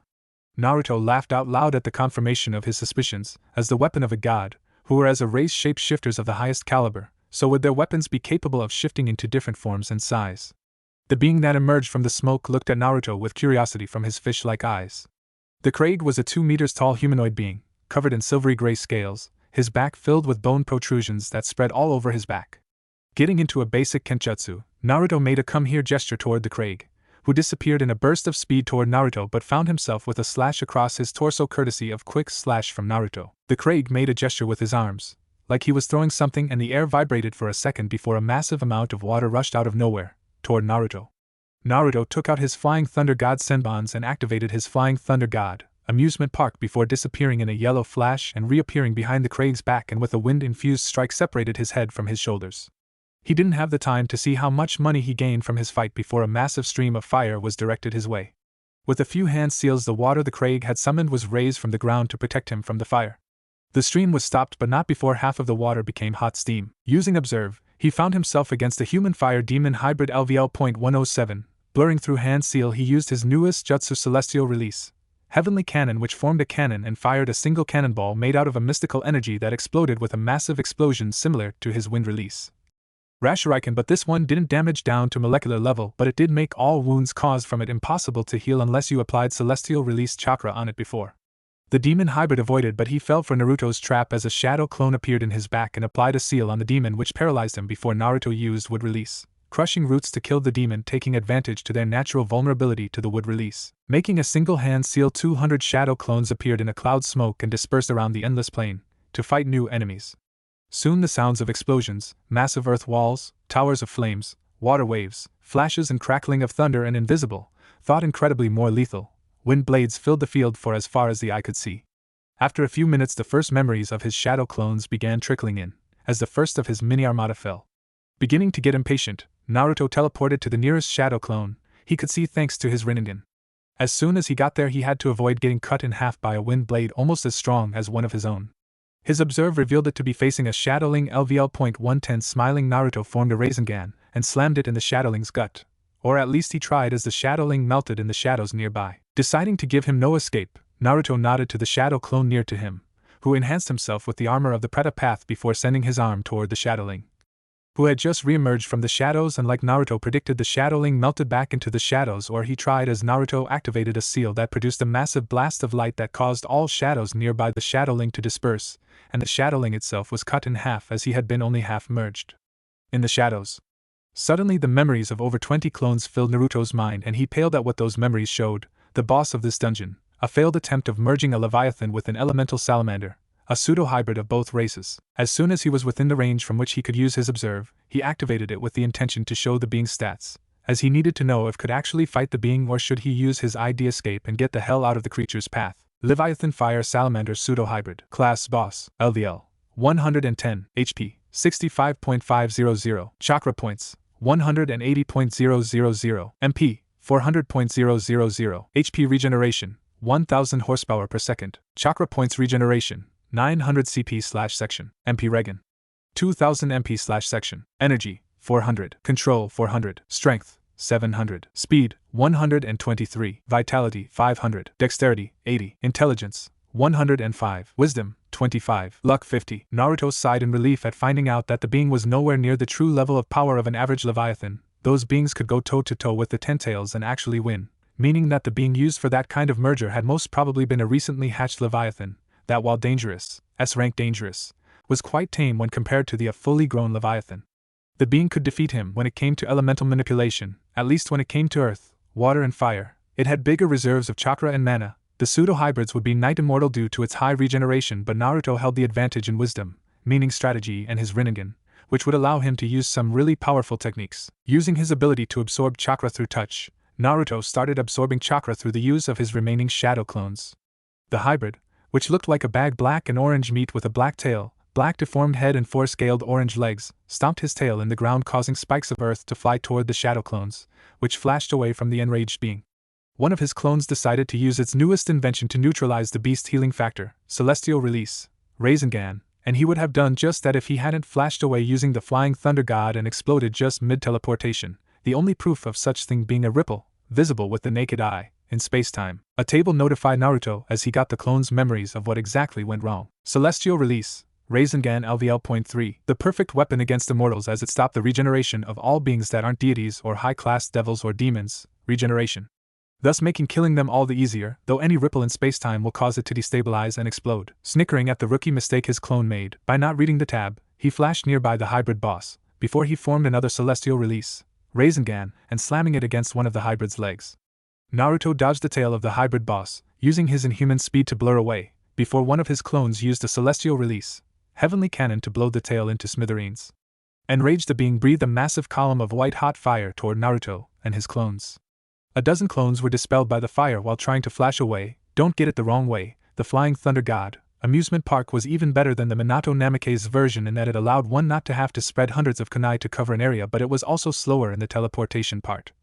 Because the version the fourth used allowed for the teleportation to happen in half the time it took for the brain to receive an impulse from the eyes, which was even faster than it took to send an impulse to any of the body's extremities, but Naruto's version took a half a second to teleport, hundreds of times slower than the fourth's version yet on equal speed as the second Hokage's version. The Salamander Leviathan hybrid soon found him entangled in a net of roots that emerged around it, and began crushing it. The hybrid's physical strength was used in its fullest once it realized that its none of the elements it controlled wouldn't even come close to harming the chakra-enhanced wood roots, and the roots began to give away, and within a few seconds they were destroyed through brute strength, and the hybrid was free. While the hybrid boss was fighting to free himself of the wood roots, Naruto and one of his clones were forming a wind release, Rashuriken, and a celestial release, Rasengan respectively, and in perfect sync they launched themselves against the hybrid. Once the hybrid was free of the roots, he found itself facing the combination attack of Naruto and his clone, which exploded into a massive dome made out of millions of molecule-sized wind blades enhanced by celestial release chakra, thus making sure that even if the hybrid survived, the being would still not be able to regenerate from his wounds. Luckily, once the dome died down, they saw no trace of the hybrid, and the tab, notifying them of the money they gained from defeating the boss, appeared. Naruto and his clones didn't have a chance to be happy about that, as from the underground, dozens of Fire Salamander Leviathan pseudo-hybrid appeared and attacked the distracted clones with all their abilities and strength, and it was only through Naruto's quick use of ID escape that he survived the surprise attack, while his clones, not having the same luck as they were all destroyed before they could react. Sitting into the ground cross-legged, Naruto opened his gamer shop and smiled as he saw that he and his clones had made 50 million Ryo by defeating about 30 beings, of which most were either A rank or borderline S ranks, with only the boss being definitively S rank. Naruto Uzumaki, Class Gamer, LVL, 118, points to next level, 70.000/169.000, age 16, height, 180 centimeters, weight, 58.3 kilograms, HP, 24.630, plus 2,620, chakra points, 102.250, plus 22.500, MP, 220.000, Kurama's CP, HP regeneration, 136 horsepower per second, plus 14, Kurama's HP regen, 700 horsepower per second, chakra points regeneration, 3.195 CP/section, plus 703 CP/section, Kurama's CP regen, CP/section, MP regen, 22.000, energy, 201, plus 50, equals 251, control, 201, plus 50, equals 251, strength, 133, speed, 185, plus 40, equals 225, vitality, 181, plus 20, equals 201, dexterity, 150, intelligence, 221, wisdom, 253, plus 3, equals 256, luck 120, plus 30, equals 150, special status, Uzumaki and Namake's heir, plus 10 intelligence, plus 15 vitality, plus 10 speed, plus 30% EXP in Fuinjutsu and technique creation, Jinchuriki, plus 100 horsepower, plus 100 CP for every new LVL, trap master, plus 10% to traps, and plus 10% to stealth, perfect control. Your control is always equal to your energy due to the wood release chakra in your chakra coils. Stat points to allocate 0. Money, 52.685.680 Ryo.